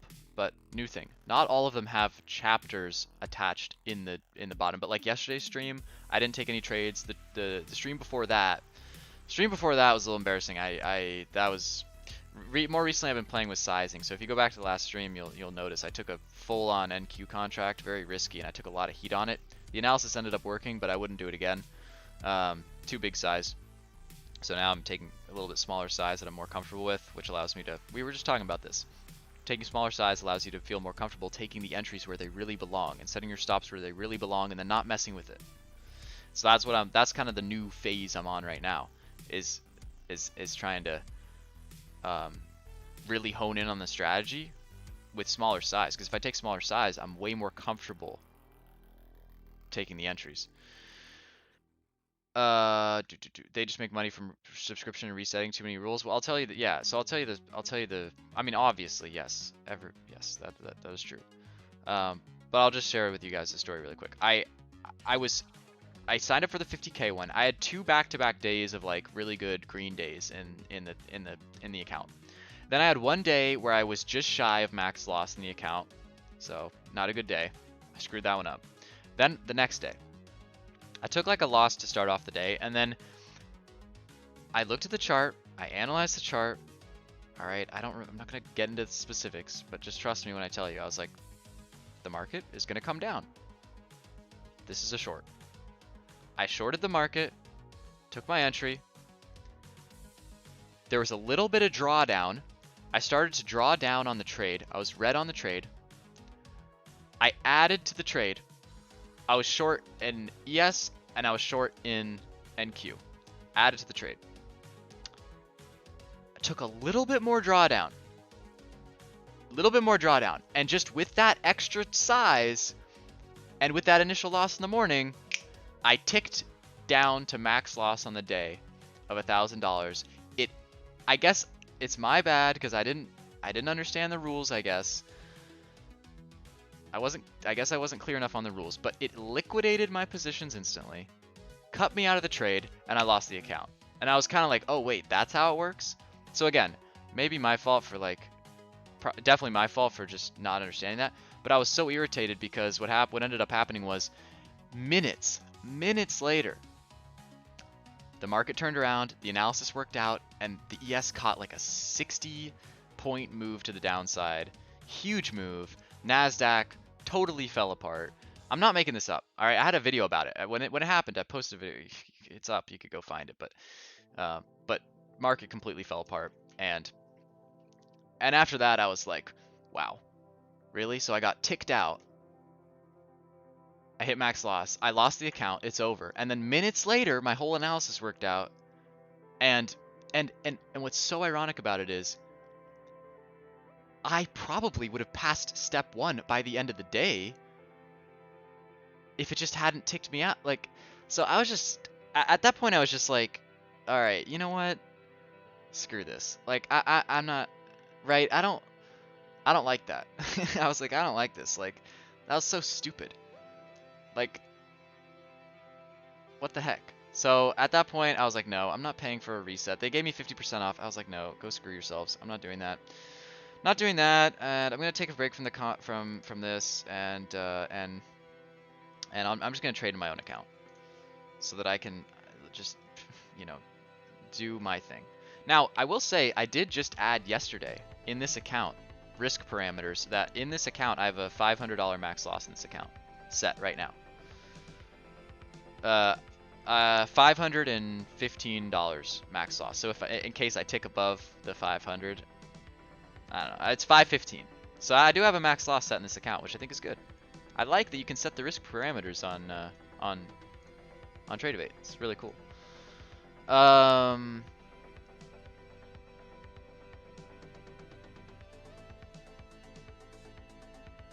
Patrick is hiding his loss window and switched to another view. It kind of seems like that. Top step is better for scalpers. Well, Matt's not really a scalp. Well, Matt, what do you guys think? Is Matt a scalper? Because in the title of his streams, he says like scalping futures, but then he'll take a trade. Like 90% of the time, he takes a trade, and if he profits on it, it is a scalp because he gets out quick. He takes his profit early. A lot of the time, he does take his profit early. But if it doesn't immediately go in his way, he doesn't cut losses like a scalper. He takes huge drawdown, adds to the position, and then all of a sudden it's not a scalp anymore. So I don't even know what to call him, but anyway, my whole point bringing that up is he's a big top step guy. And so is Patrick. Why is everyone trading top step? Everybody is trading top step or other. I mean, it's a good deal, I guess. It is a good deal. I have nothing against top step. I think for a lot of people that don't have their own capital, it's just an obvious choice. Yeah, TOS is bad for futures. Stay away. Do not do it. It's actually a no-brainer to do not trade futures on TOS. I'm embarrassed that I was trading on there for as long as I was. It's free to trade on this. Other than $3 a month, I'm paying for level 1 market data. You guys see I've got literally level 1 data. I don't even have level 2. I don't need it for my strategy. I don't. So I'm paying $3 a month for that. That's less than 1 round trip on a micro contract. And on TOS, a 1 micro contract round trip on TOS is 2 months of level 1 data on Tradevate. So just wrap your head around that. 1 micro contract trade, 1 micro contract round trip, 2 months of market data on Tradevate. And then other than the market data, completely free to trade on here, other than like the commissions, which are substantially lower than TOS. So guys, stay away from TOS if you're thinking about trading futures. Not a good deal.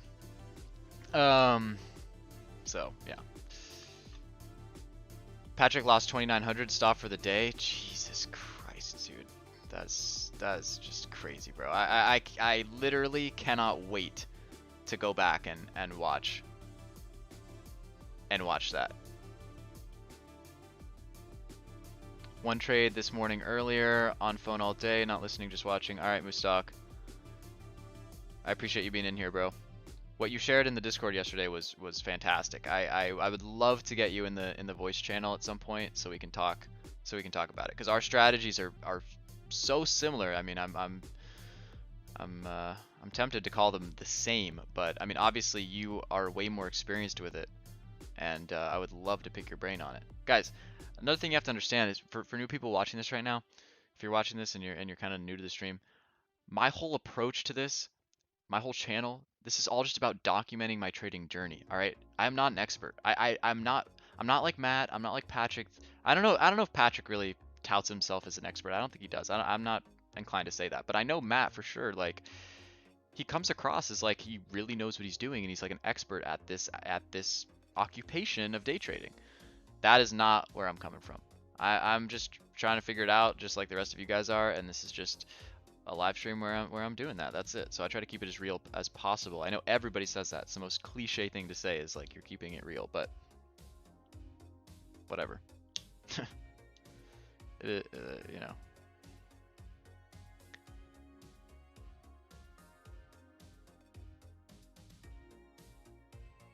Ninja, man, you always just come in here and you say the nicest stuff and then you're out.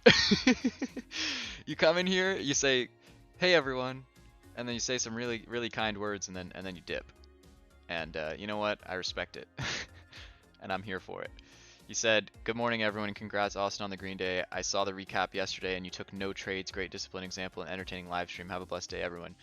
Yeah, yesterday you know, was not a very entertaining stream because I did not take any trades, and I sat here for hours and did not take any trades. I did take 2 trades off stream, but the problem was on stream I didn't see any. I didn't see. There was one setup that I did not take, that I chose not to take. That would have worked, and that was a long on the bottom of the range on Nasdaq in the morning. It came down to 420 bottom of the range. Could have picked it up there, but it did not. And so once I missed it, and then I was done. But off stream I took 2 trades. And those are posted in the Discord. So if you want to know how I trade off stream, join the Discord, guys. I'm fully transparent. You guys will see my trader view, my daily P&L, monthly, everything. Versus other people where you know they once they shut down the stream, you don't know what they're doing. They post some things, they don't post others. I'm not gonna name names here, but you know.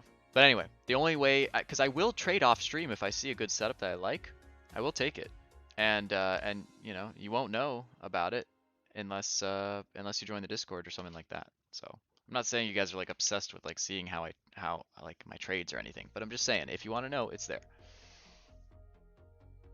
Take Profit Trader is another good one. Oh, okay. I'll have to look that up.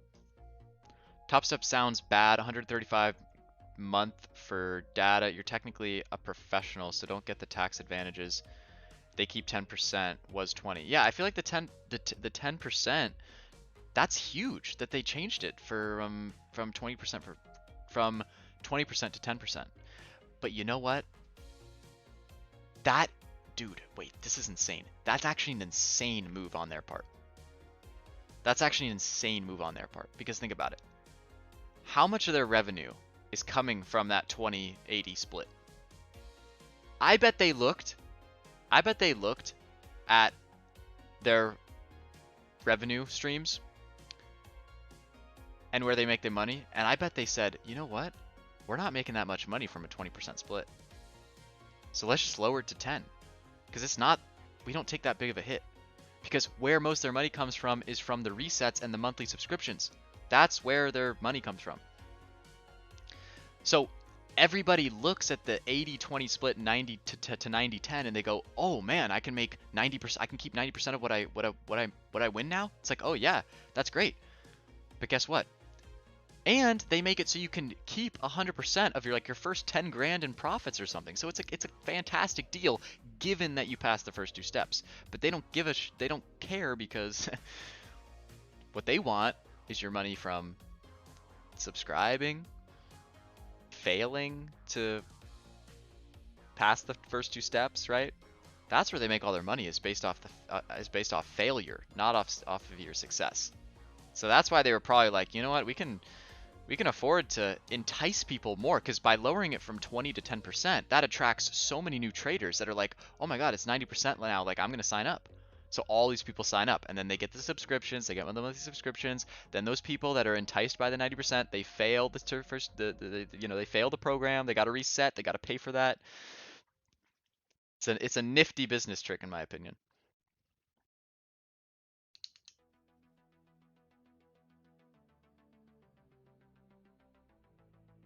10 days minimum. Oh, take profit trader. Oh, that's another prop firm. Oh. After you pass, you can withdraw whenever you want. No minimum days required. Nice. Well, I will say, Dow trade worked out at the level I was waiting for. Nice. Let's go. Nice one. How much do you have to have with them? Trade Evade to have a futures account and trade micros. If you want to trade micros, if you want to only trade micros, I've got it pulled up right here. If you want to only trade micros, so here's micro E-mini right here. If you want to just trade ES, look, you need $55. If you want to hold it overnight, you need $1,100. But $55 is the day and night margin requirement. 55 bucks. If you want to trade micro Nasdaq, I don't know, but you can pull this up yourself and check it out. 55 bucks. That's all you need. And I think you can open an account with that much, you know, whatever. I have Take Profit and Apex. Take Profit's better. Once a month, what's the monthly fee for Top Step? It depends on which account size you're going for.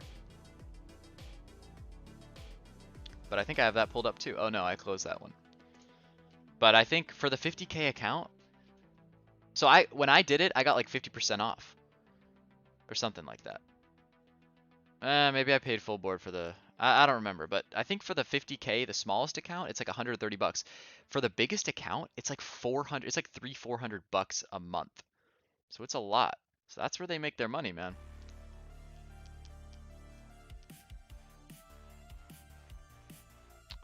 The current market in 2022 meant fewer people signing up too.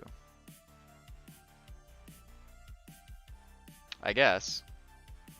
I feel like trading is kind of exploding, but you're right that like it's probably not accelerating quite at the rate that it was in like 2020. But yeah.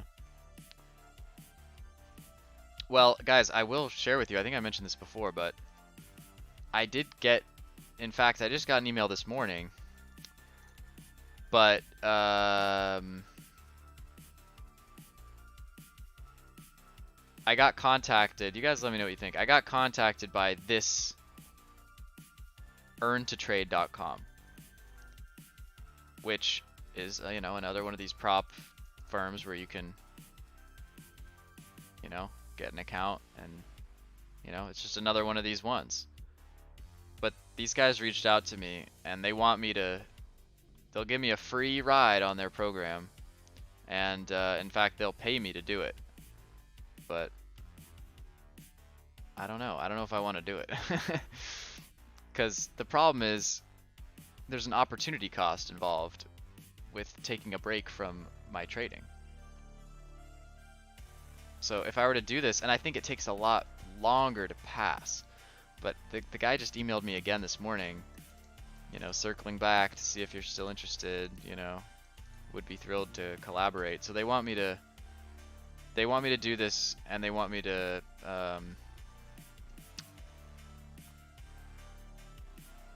I mean, I'm already giving them exposure right now. We'd be thrilled if you would be interested in doing a full video review of our program. Very glad to extend you a free account of any size, free resets. So, and they'd probably pay me to do it too, so I don't know.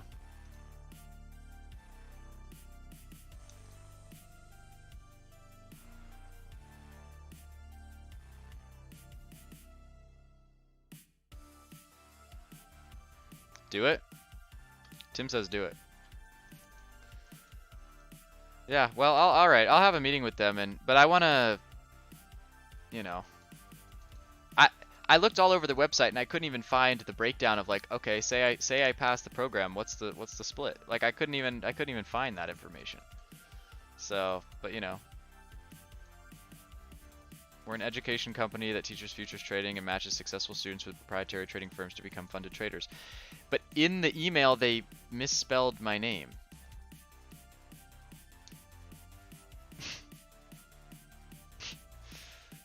My name comes up a couple times, but they misspelled it in one of those.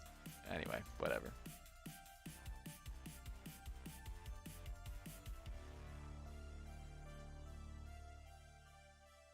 Ooh.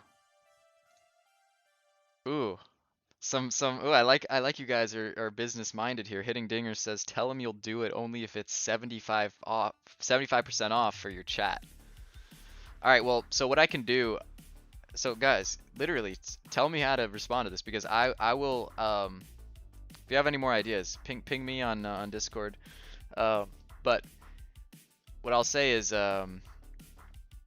that he reached out to me about scheduling a Zoom meeting with him, so I can literally I'll be able to talk to him and I can bargain here. I mean, I don't, you know, I don't need to do this, but if it's a good enough deal, you know, I guess I will. But my problem is if I'm trading in a simulated account, and I remember looking, and they said they'd give me any account size, free of charge, free resets, so I can go through it.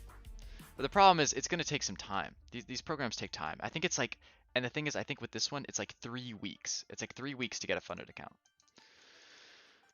Which, you know, it's not the end of the world, but at the same time, like, I'm missing out on 3 weeks of potential gains that I could be making in my own account.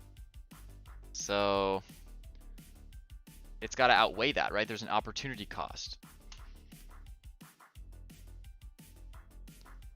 So I did respond. I said I'd be open to talking over the phone so we can, you know, just chat about this a little, because, you know, I need more details.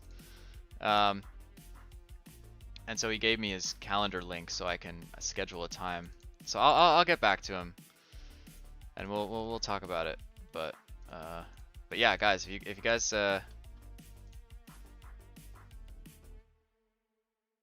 if you guys have any ideas for like what should you know, what should I use to bargain with? You know, what should I ask for? Because there's a good chance that he'll give it to me. And if he doesn't, then whatever. Can't remember if that's the company that's not based out of the US. Yeah, they are European, I think. Yeah, so Tim, you know this, dude? Wow. Yeah, so the guy said he's based in Europe, so that kind of makes sense. They'll give coupon codes for your chat. Yeah, that would be cool. That'd be cool. Yeah, I mean, Hitting Dingers, definitely remember to come back here, because if we do set this up, man, not many people know about this channel. So if you guys are here right now listening to this, you know, you gotta pay attention, because you might get a good deal. You can trade both your account and this one at the same time. You think so? I guess. Yeah, that's true. I guess that's true. Yeah. Alright, well, if I think about it that way, I guess why not do it? Yeah, why not do it? Honestly. Which trading platform do they use? So these are all questions that I would need to ask them in the meeting, if we talk about it. Just put in trades at the same time. You aren't scalping, so it won't be hard. Yeah, I agree. That's very true. I love that idea, quite frankly. Also, live chat customer service is better. Apex trailing drawdown. Say you're in a trade even though you were profitable and you had little drawdown before you close the trade. For Apex, it's I don't even know what you're talking about, but I'm sorry, Dave. If I spent more time with that message, I'd probably understand, but I don't know. I'm sure Apex is great, but with this deal, I mean, like, you know, I'll be here. Great. They use Ninja Trader? Oh no, not Ninja Trader. God, I really did not like Ninja Trader. Most of these guys use Ninja Trader. I think Tops is the only one that uses Tradeovate, which sucks. Dude, Tradeovate is so much better, dude. I'm literally in my browser, like I could just whip it up like so easily. Like Ninja Trader is just another one of these clunky programs in my opinion, but I don't know. I haven't spent a lot of time with Ninja Trader, but the only reason that makes me that I don't like that is that I'm just not familiar with the platform. I downloaded it, I've used it, but I'm not good with it. You know, it takes a while to learn a software like that, and so I'm not, you know, I'm not as good with it. All right, guys, I gotta go to the bathroom. I needed to go to the bathroom like 30 minutes ago, so I'm gonna go. I'll be right back. Bear with me.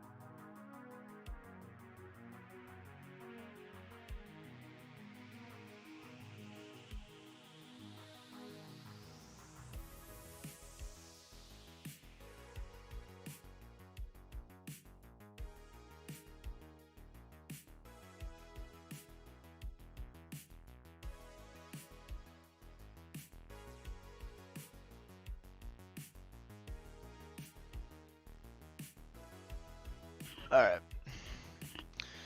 Got kind of an interesting hourly candle forming here. On, yes. Noticing.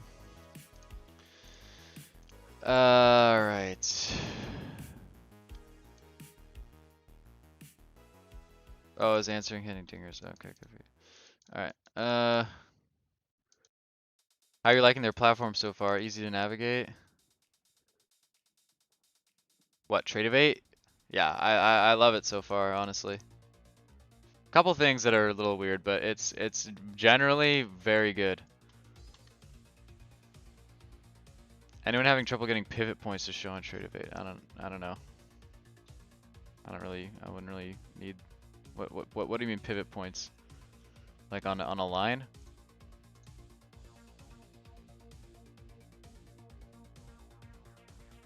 Hmm.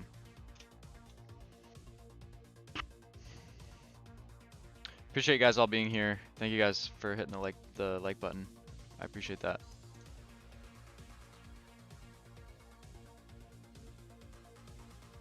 Taking another look at the market here. So yeah, I mean we kind of bounced it and we bounced it right at my demand zone. So I could have taken that, but I don't know. I wasn't sure about it, to be honest. But it's 11:48, so there's like about 10 minutes left on this hourly candle, which is forming a really nice wick on the bottom. Looks very bullish, but we'll see.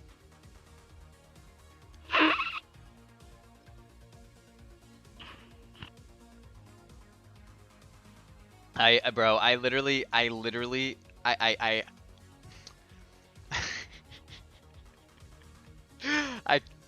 I'm sorry, that sounded so weird, but I'm just so excited to watch the. Wait, Patrick's still streaming. What the?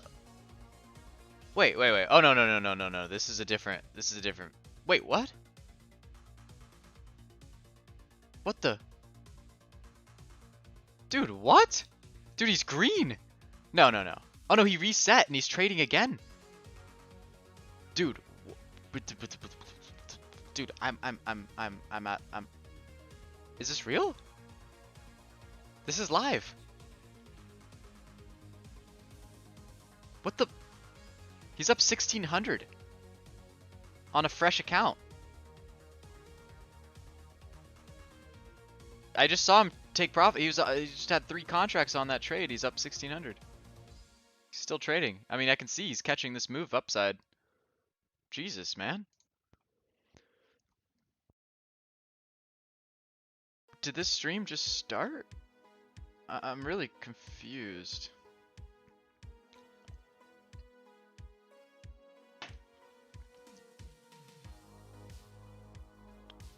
Wow.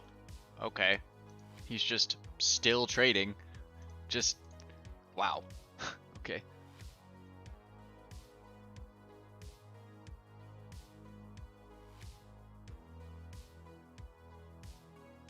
Let's go. He's awesome content. I totally agree. I'm I'm happy too, but it's just wow, all in one stream too. Can't wait to watch that later. Can't wait to watch that later.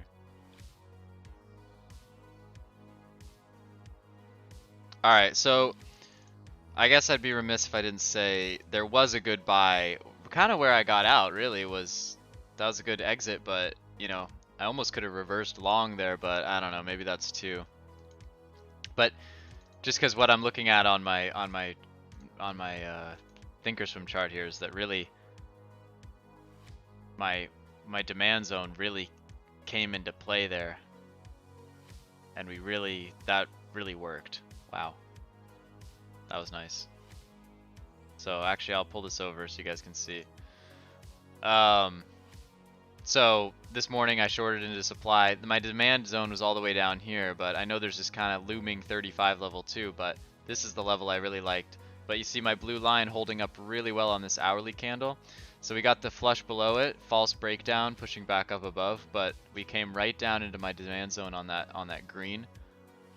This green box, and we're boosting out of it right now. So that's what I'm looking at. Give a little glimpse. Short on NQ, quick 16 points. Well done. Wow, 16 points. That's good. He reset, he said? Wow. Wow. Yeah, I mean, I can tell it's a reset, yeah.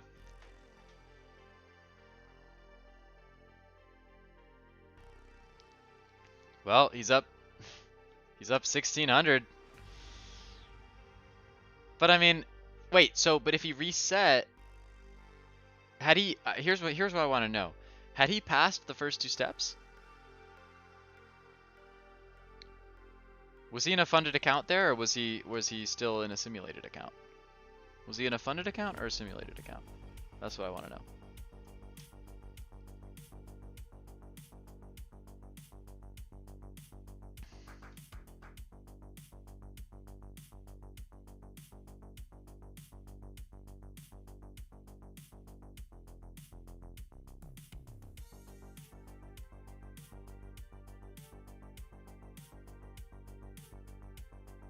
Honestly, this doesn't look very strong to me. Let me look back at my chart here.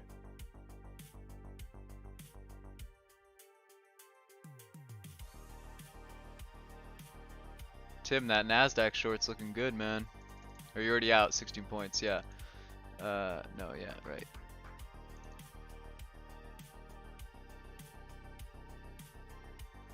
I don't know, dude. I still feel like we could move lower today, but I don't know.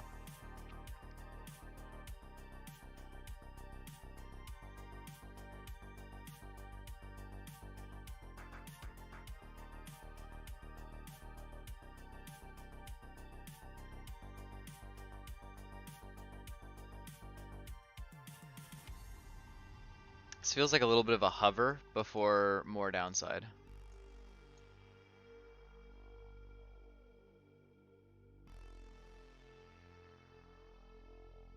Try to be patient here. This is starting to kind of resemble a rounding bottom though, so yeah, I would want to be careful. I'm gonna wait for the next 15-minute candle to come in and then we'll see.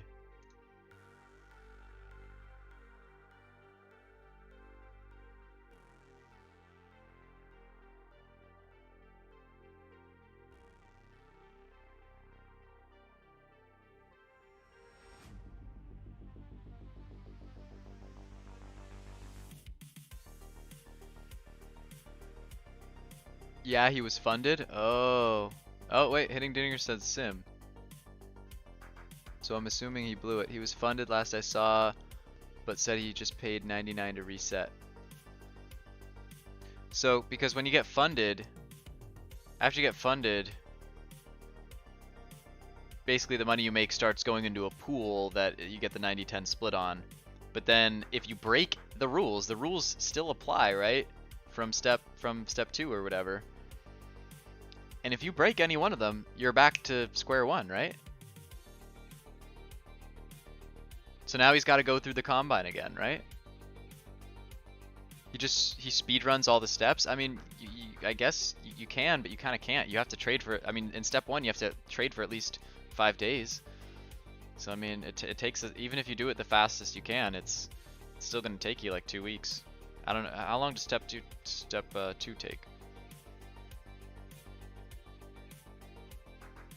He's in a sim account now. Yeah, now he's in a sim account, right? Unless he only passed first step. He is top step, top G trader. Clearly not. Clearly not.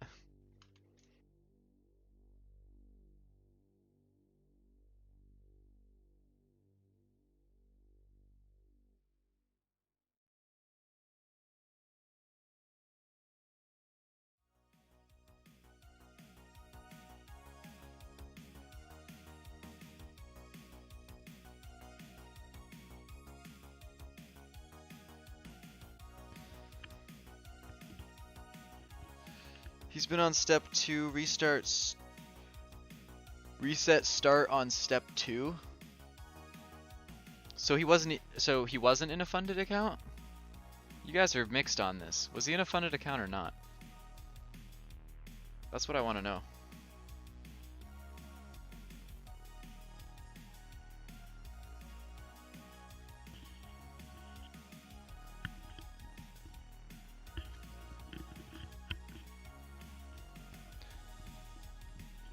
Anyone know how I can like switch tabs more easily without that blue screen popping up like the Windows thing? Anyone know how I do that? Like if I hover over this, it blue screens here. How do I prevent that from happening? Is there a setting for that maybe? Like I don't need it to go away. I don't need, why does it do that?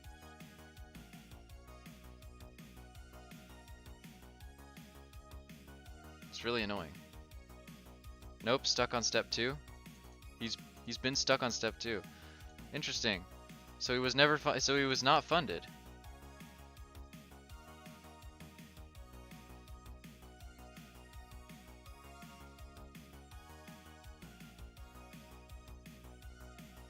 Very interesting. Guys, come on. We gotta get this stream to more viewers than Patrick. You saying use a Mac? Please. Alt-tab, but then isn't gonna show... Like... Okay, if I Alt-tab, it shows all of my screens on stream. Like, I don't really want that. Actually, let me see if it pops up on the stream. Yeah, it does. You guys can see all my tabs.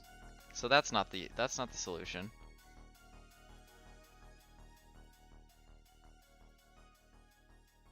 I feel like there's got to be a Windows setting for that, because that's so annoying.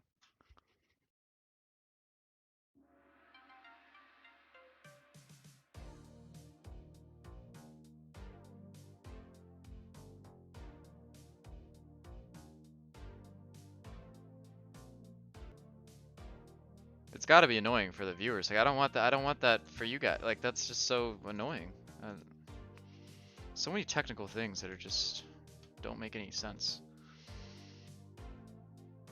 So if anyone figure that out, let me know, because Alt F4, yeah, I'm not gonna fall for that one. Oh, let me just Alt F4. No, I don't think that's it. Something tells me that's not something I want to do.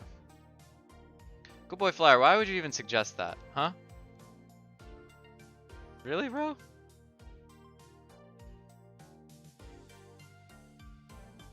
You really gonna hit me with the Alt F4?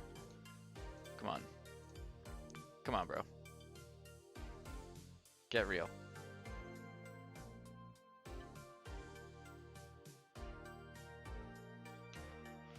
Alright, what do we think here? Long side, short side? What thoughts? I'm kind of thinking short side. So that hourly candle closes a doji on the ES actually, which is interesting. I think it opens up the door for more downside. I don't know. If I look at the 1 minute chart, there is a lot of movement on these candles. Like the candles are actually pretty big. I'm looking at some of these 1 minute candles, that's 33 up to 36. Like some of these are several points, you know, several points big, but then you zoom out, if, you know, I don't know.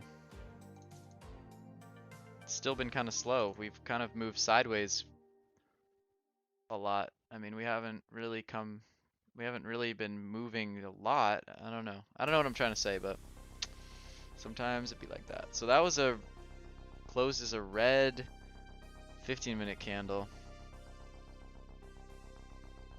I don't know. Perhaps there's an entry somewhere around here.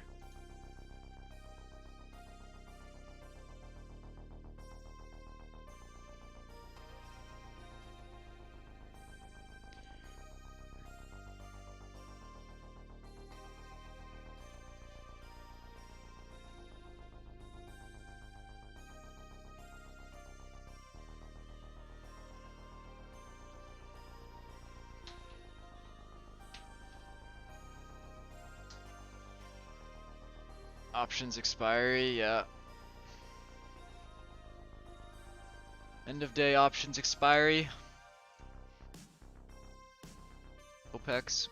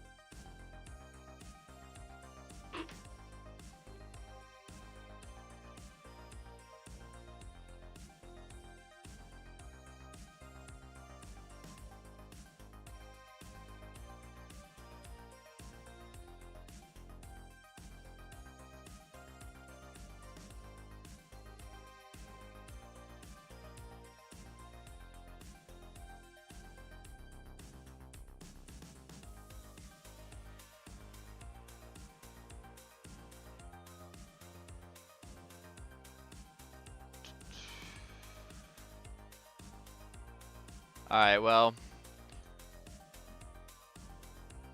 looks like we're not going to be able to surpass Patrick in viewers. Unfortunately, he has 318 people watching him, but I only have 13 people watching me.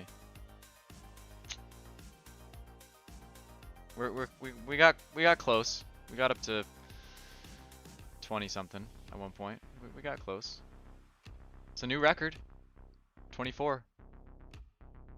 Hit 24. New stream record. Still would love to see it up at like 30, 35, 40. That would be insane. But it takes time, I guess.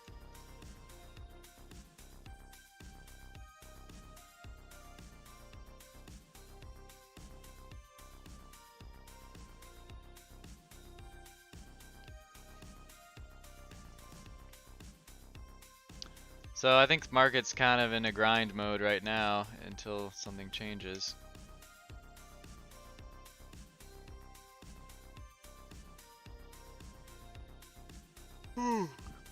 Excuse the yawn. I don't know. I might have to be just one and done today because I'm not. I guess I kind of missed the long at 27, maybe a little short up at 35 that I missed, but or at like 40. I don't know. I don't think I would have shorted there, but.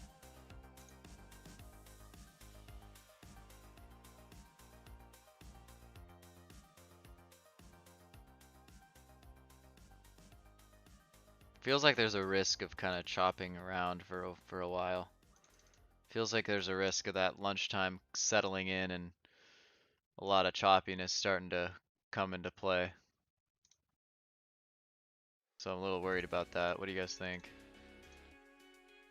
Oh, Patrick ended his stream.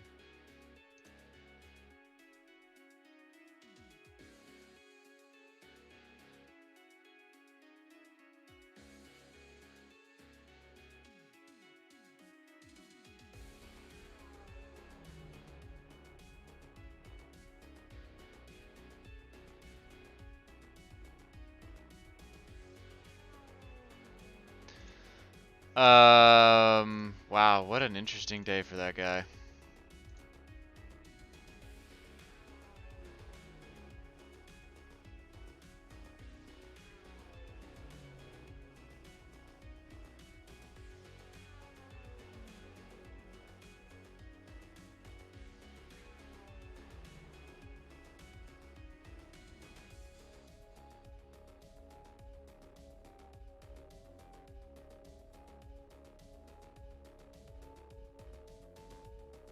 I don't know, the action's feeling like it's kind of slowing down, but if we did see new lows on this, I would at least maybe keep watching, because I don't know, if we do start to depart from this kind of 35-25 zone, at that point 4200 is the next level down.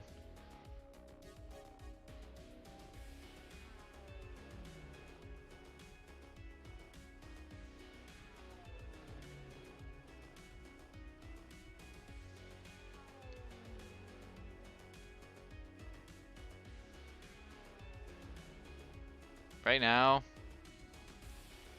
I feel like today could finish up being a day that just overall just zoom out and it really wasn't that tricky. The more you zoom in, the trickier it feels, but the more you zoom out, a lot of times it just can simplify things, obviously. But we'll see. I just don't feel like today, I don't feel like today we're gonna get another one of those big. I don't think that today is gonna be like what happened on Tuesday or whatever, or what happened on Wednesday, the FOMC day, where we had that big. I mean, that was news driven, I guess, but the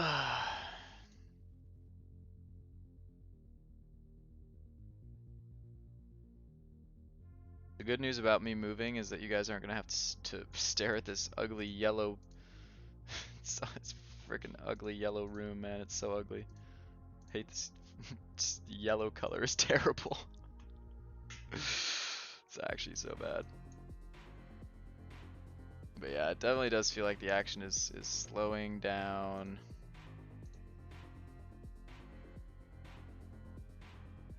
It's been pretty slow ever since we hit that. Ever since we hit my target, it's been a little bit slow.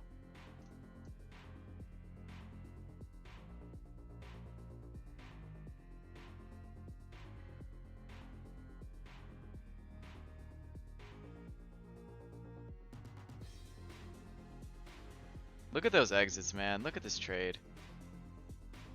Is that a thing of beauty or what? Hit the like button for that if you haven't done so already. I mean, come on, man. Look at that. I did a good job today, and I'm not afraid to say that I did a good job today. And I think I should say that because on the days where I don't do a good job, I'm so vocal about how bad I did. And I'm so brutally honest with myself. So I feel like I owe it to myself to at least, you know, lend credit where I've done a good job. I need to be vocal about that too, so that I continue to you know, support myself. Self-love.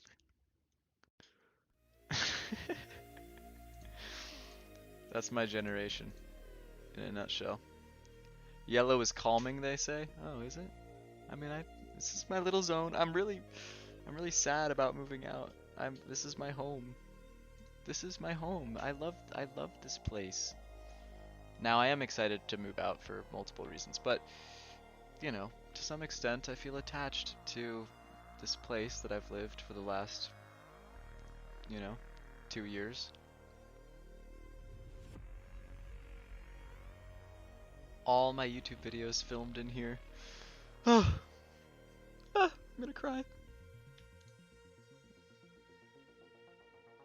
But you know what's fun about subscribing to me and following me as a trader?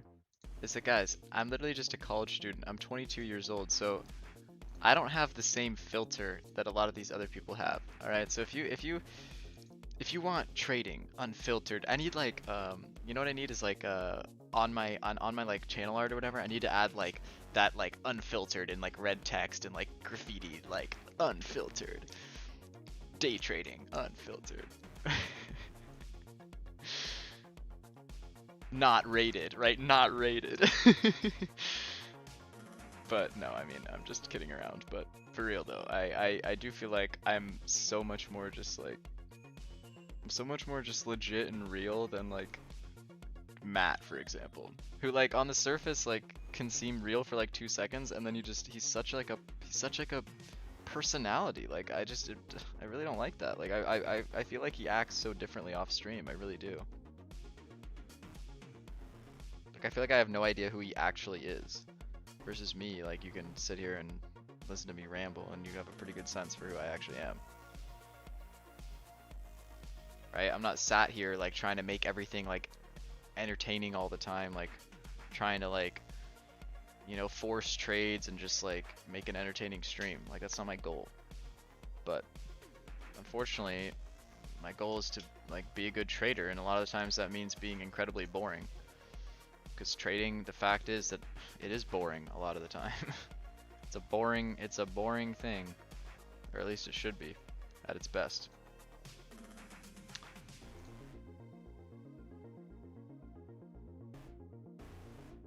All right, well, if you look at the NASDAQ here on that 15-minute, oh, that's interesting. Trade of 8. Oh wait, no, I'm looking at a 30-minute over here. So 30-minute rounding bottom setup coming in.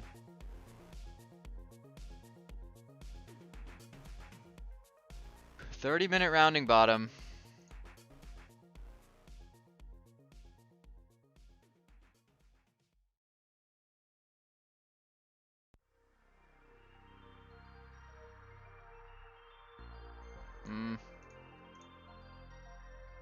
Order filled. 30-minute rounding bottom. Let's see if it comes in or not.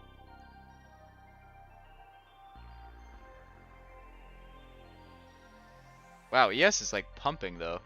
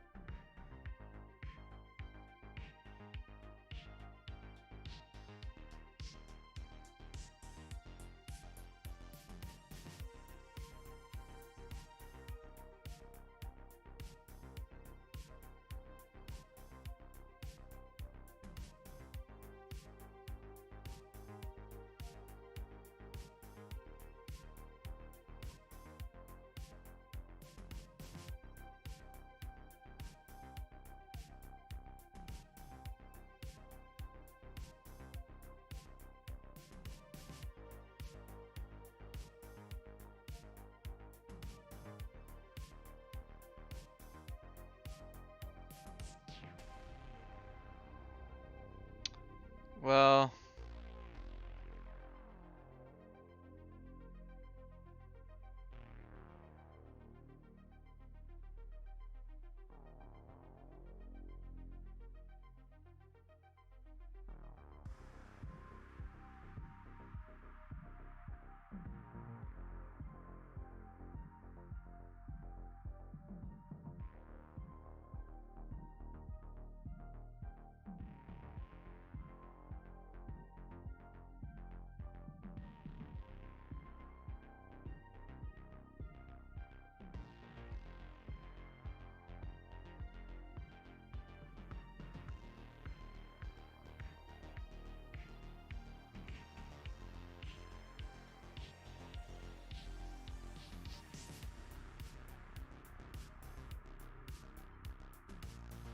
Six moving kind of slowly here.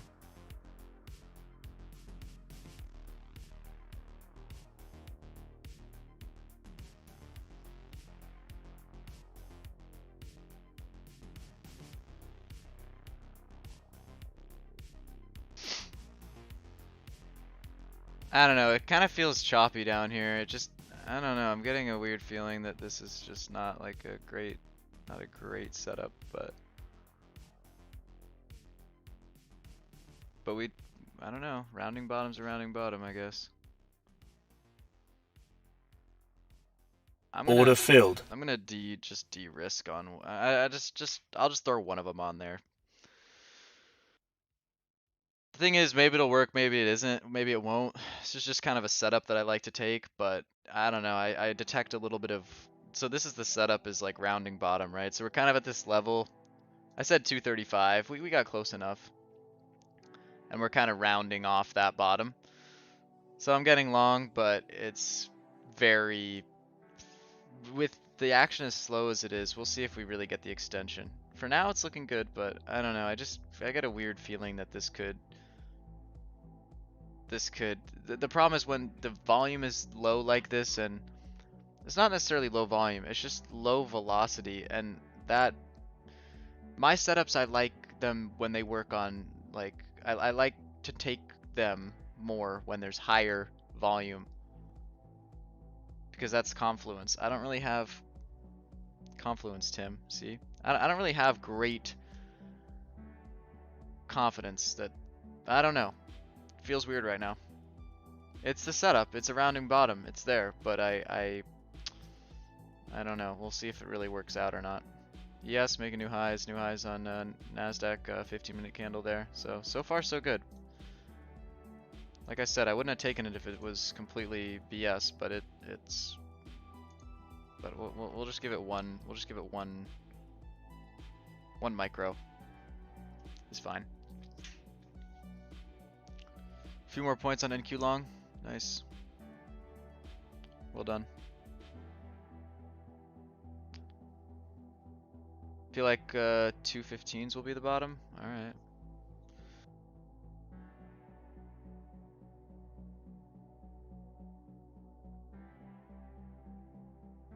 These rounding bottoms, they have a funny way of working, man. They have a funny way of just kind of working out. But the problem is we just have that kind of low volume choppiness, but we'll see.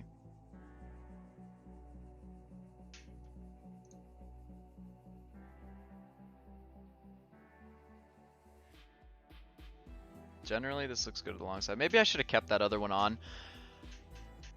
Even when I took the trade, I was kind of deciding between one or two, but I probably should have just done two. I mean, it's not that much. It's not that much size. Like I should just. I just don't really want to give back any profit on the day, but whatever. I should have just had faith in what I was doing. It's fine. We'll let this one ride. Nice little move here. I mean, we're just padding profits. It's not really. I mean, with one little micro NASDAQ, it's really not a big deal.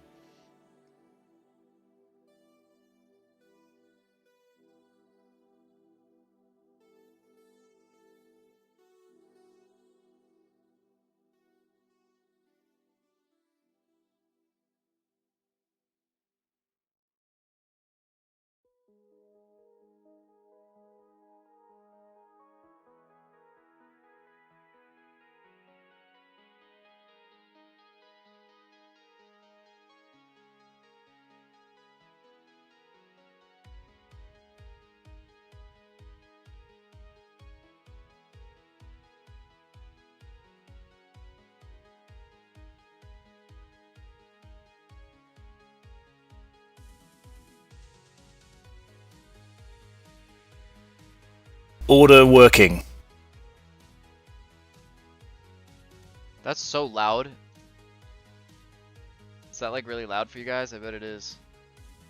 It's loud for me.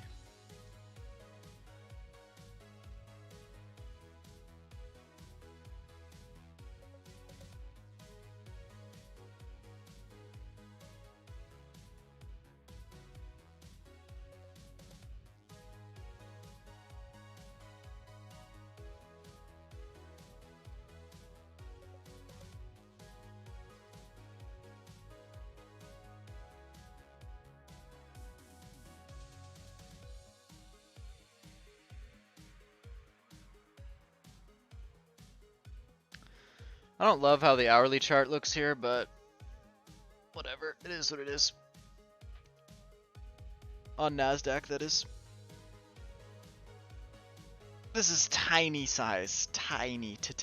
Tiny. So it's just whatever. Just putting this trade on for just whatever.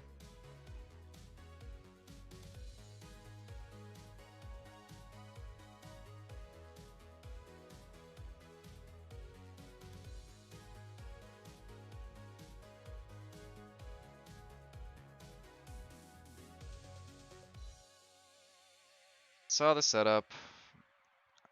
Taking it. Taking it with very small size because we're at lunchtime and it just feels weird.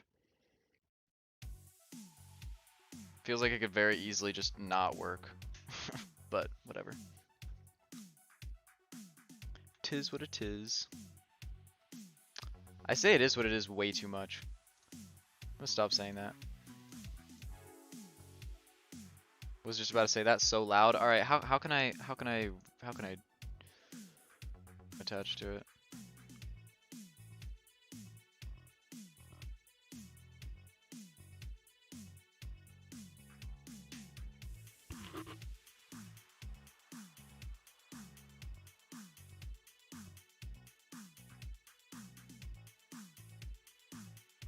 Yeah, so we're about to flip red on this contract.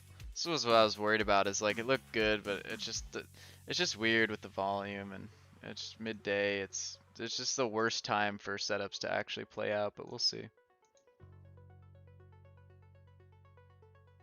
Maybe it does, maybe it doesn't.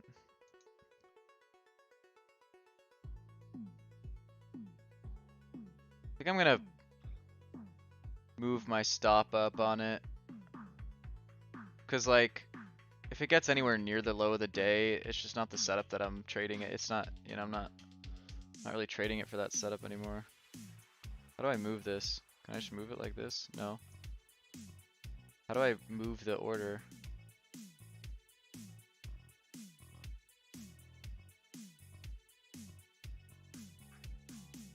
Oh wait, I can do it here.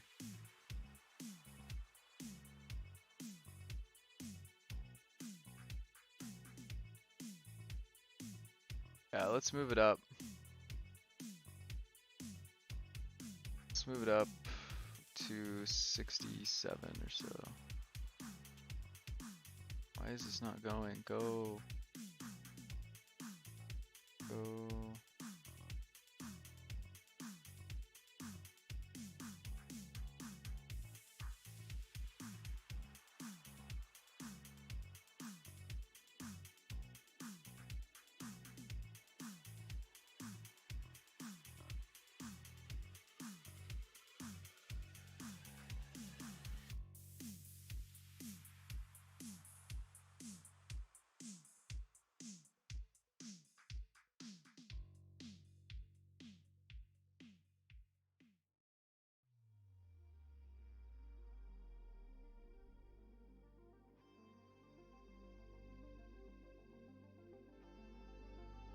I'm sorry about the loud voice. I'm trying to figure out how I would change that. But I'm not thinking. I need to like look at like the sound. There's like a I don't know. I'll look into it.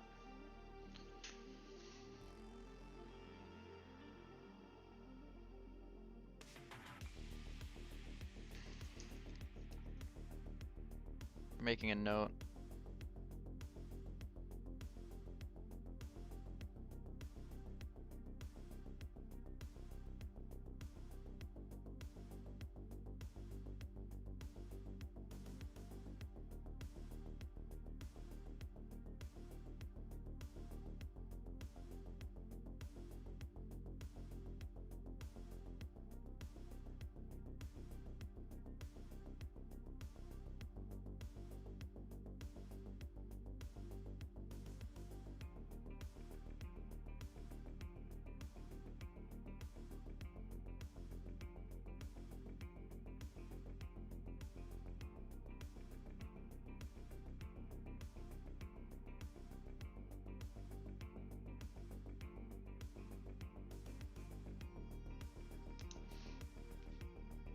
Alright.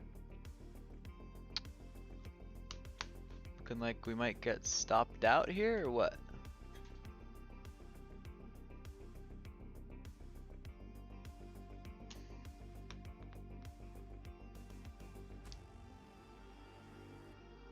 Always wondered how to lower the voice because it's annoying when trading. Yeah, it totally is annoying. I could just disable it, but I do like it because I don't want to accidentally enter a position and not know. And it does do a good job of at least, you know, alerting you that you're what you're doing via audio. Like if I were to misclick something, then that would be bad. And apparently I did. That's exactly what happened because that happened to me a few days ago and I didn't know I was in a position. If I had the voice thing, I would have known. I would have known instantly. So I don't really want to ever have that happen again. So the audio thing is a way to prevent that, but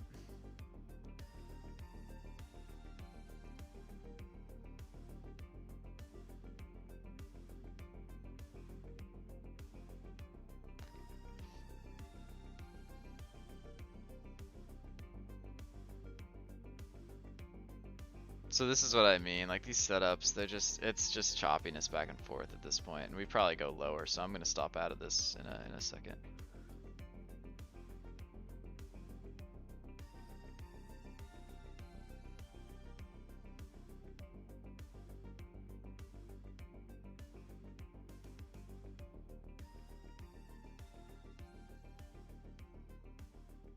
So if I make money on one contract, but then stop out of the other, is that a winning trade or a losing trade? I guess it's a losing trade. Because my take profit didn't really come through. The setup didn't really work.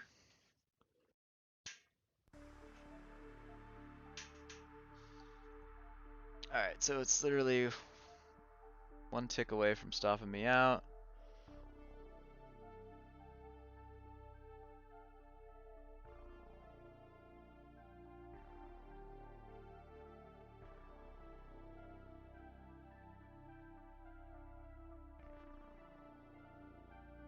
Order Stop cancelled. Alright, I'm out. So, 648.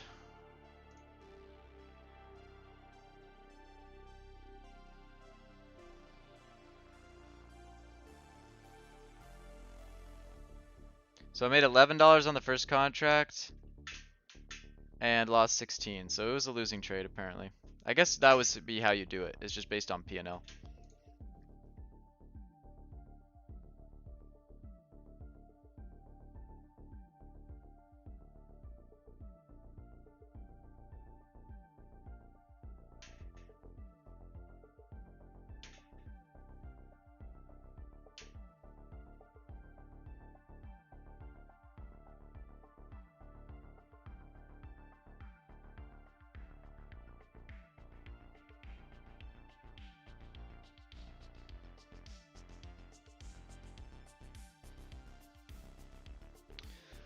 Alright. So that was, again, super small size, super tight stop. I just, you know, I almost didn't even, I mean, just, it's whatever.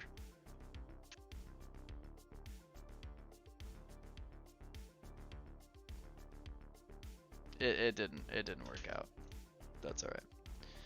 Oh, any impression of Ricky Gutierrez? Absolutely.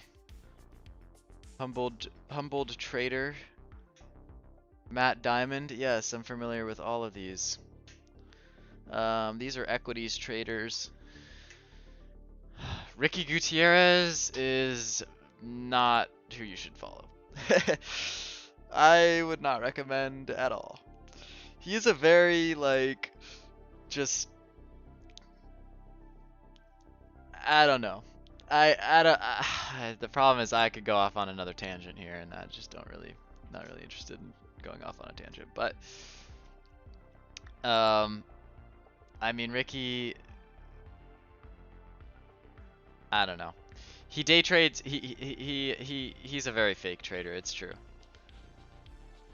He day traded natural gas. Like that's how he apparently made money. I don't know, but he's really just one of those guys that makes money from selling his course, right? Selling his Discord, right? But in my opinion, you can find a lot more value in. Well, no, you probably find more value in his Discord just because there's more people in there. But you can find a lot more honesty and realness in my Discord, which is completely free. He attracts a bunch of little kids that don't know how to trade. Actually, I guess his Discord's free, but his like whole program, whatever. Yeah, he does attract a bunch of little kids. Yes, that is true. That is, you know, normally I wouldn't like to say stuff like that, but it's just true. It's just true.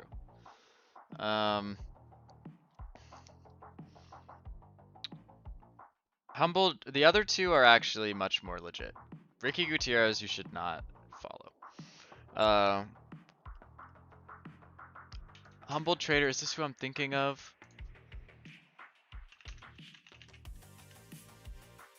Yeah. Yeah, so she's good. She's good. And I would recommend. Matt Diamond is also good. I don't really watch their stuff. I know of them, and I know that they're legit, but I don't actively, you know, now that I trade futures. Trading TV? Are you talking about Trader TV Live? If you're talking about Trader TV Live, I watched them every day for a long time, and then I realized, you know what? I just like this stream because it's addicting and it's entertaining, but it's not helping me trade at all. So, no. Trader TV, it depends which trader you're talking about. If you're talking about Neil, I would say Neil is a better trader than Sean. Sean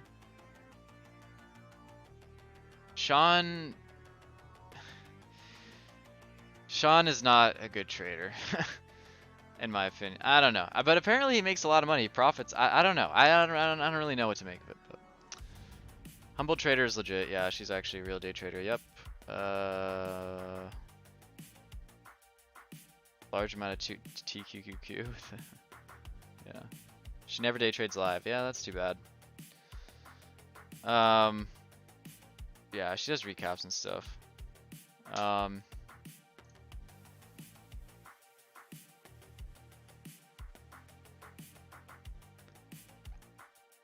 Sean buys the dip like you did. Yes, I used to have a... Yes, that's true. Sean loves to buy the dip. He loves to buy stocks that are going against him and short stocks that are going against him. He loves to double down. He loves to, you know... And so he'll get himself in trouble. The problem with their whole stream is that we can't see what kind of size they're using. Now, there have been a couple slip-ups that I've caught on stream where they accidentally showed P&L in size by accident. It's very, very rare. They have a very buttoned up operation, but if you're careful and you have a keen eye, you can spot it. No, I'm just kidding. But a couple times they've actually slipped up and shown that. I think they used to have this chick on there that it's an interesting thing because she didn't start out as a trader, but then toward the end there she was trading. She's not there anymore, but they called her Valeria, something like that. Anyway, but she accidentally showed her Tesla position once. And I forget how much size it was, but it was very enlightening. So I always wondered how much size they actually take. But, you know, they run their own trading desk, and so it's got to be something. Most traders don't trade live because you have too many idiots distracting you. Yep. What's good about my strategy is I can kind of take a trade and still look at the chat, set my... What was their size? Yeah, I'm trying to remember, but I do remember one time I saw it. It was on stream. They fully messed up, and it was Valeria or whatever. She was trading Tesla, and she accidentally, like, her size showed. Her size showed. Such a weird thing to say, but shoot. Well, I guess the trade is, it's just choppy back and forth. I guess I could have given it down to the lows or whatever.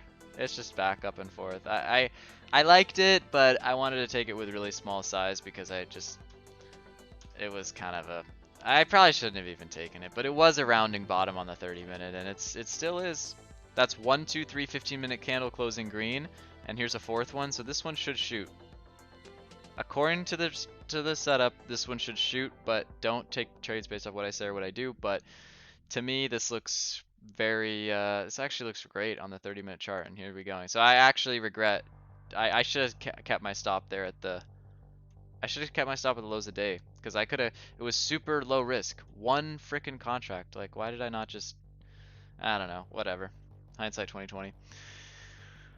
I suspect Matt Diamond's winning rate could be low. Yeah, I don't really, not really. Yeah, Miss V, yeah. Tim, you know everybody, man. But yeah, exactly. Miss V, that's who I'm talking about. So yeah, this looks good. So, I'm tempted to take it again. That 30-minute chart looks beautiful. But, I don't know. Yeah. Shoot. So my stop is at 67. We came down as low as 63. Ah, it's brutal. Yeah, damn it. I screwed that one up. So that's another example of where my strategy is great and works, and it's me and my trigger finger that gets in the way. This should be good up for another 10 points, at least. And if we start to really peel away, but we'll see. ES is going up. But like I said, it's the strategy that's good, right? Rounding bottom's good, take it. Problem is on the second contract, or on both the contracts really, just not letting it work. Not letting it work. So stop belongs at the low, let it work. I just said I was kind of worried about the volume. It just felt kind of weird, but 15-minute chart was just weird.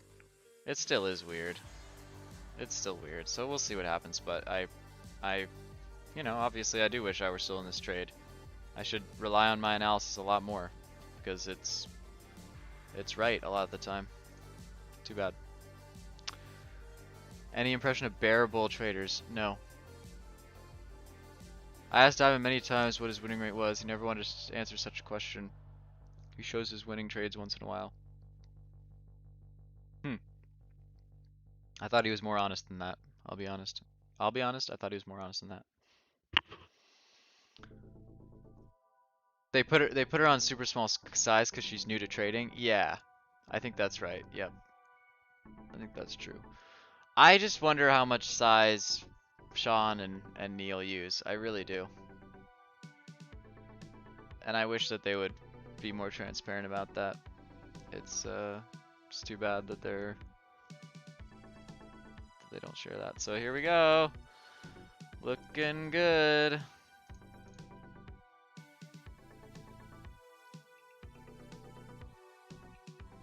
Ugh, I should not chase this, but I'm frustrated.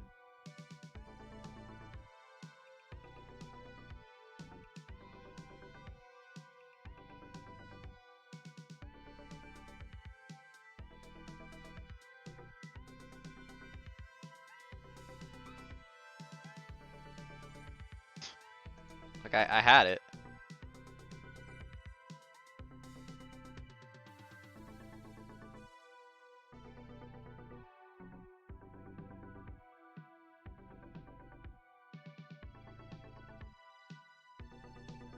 I had it, man. This should be good.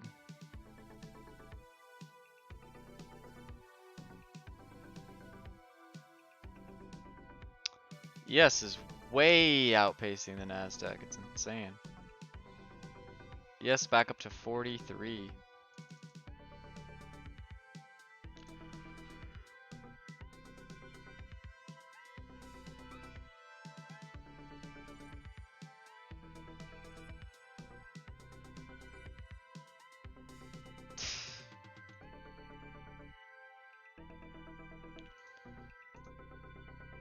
Her work visa expired, which is why she's not there anymore. Oh, I didn't know that. Interesting. All right, well, I'm gonna end the stream here, guys. Overall, a great day. Up 648, guys. Before you leave, remember, please, if you haven't done so already, hit that like button and definitely subscribe to the channel. If you're new, join the Discord. I'm hopping in the VC right now, so I'm hopping in the voice channel right now. Anyone that wants to join the Discord and chat right now, I'm right when I end the stream, I'm going in there. So let's talk about how things went today. Whatever, chat, 10-15 minutes. It's kind of a thing that I'm going to be doing after the streams, and so. But here you go. Here are my stats on the day, and overall a good day. Great. I had a great short there, so I'm gonna take the 648, bag it, and call it a day. So guys, this stream will be up later, and you can watch it back. I'm gonna add chapters in the video so that you can easily go and click as to right where I took that trade, and you can watch it. You can increase the speed. You can go to 2x speed and just watch how the trade played out, everything that I'm saying, talking through everything, all the reasoning for the trade. Usually when I get out of the trades, that's kind of when I more like reflect on what happened. And so all the chapters will be in there. You can go back and watch it back, and so that'll be really easy, to get kind of a stream recap. Anyway, yeah. If anyone, by the way, if anyone knows of any editor out there or whatever, that I would really be willing to pay them to like take these streams and edit them into like stream recaps, kind of like TBM does, but like for my streams. I'm definitely interested in that. So anyway, hope you guys have a great weekend, guys. Have a good weekend, and trying to think of what else to say. Next week, I should be streaming next week. I'll be streaming next Monday morning for sure. But after that and next week, I am moving, right? I'm moving out of here. I was talking about that earlier. So for a couple days, we might, the streams might be off for a couple of days. But I hope all you guys have a good weekend. It was really awesome to cap Friday off with a nice day. I can't wait to go watch that Patrick Whelan stream that happened today. My goodness. But yeah, guys, like, subscribe, all that stuff, and have a good weekend. Hopping in the VC right now. See you guys.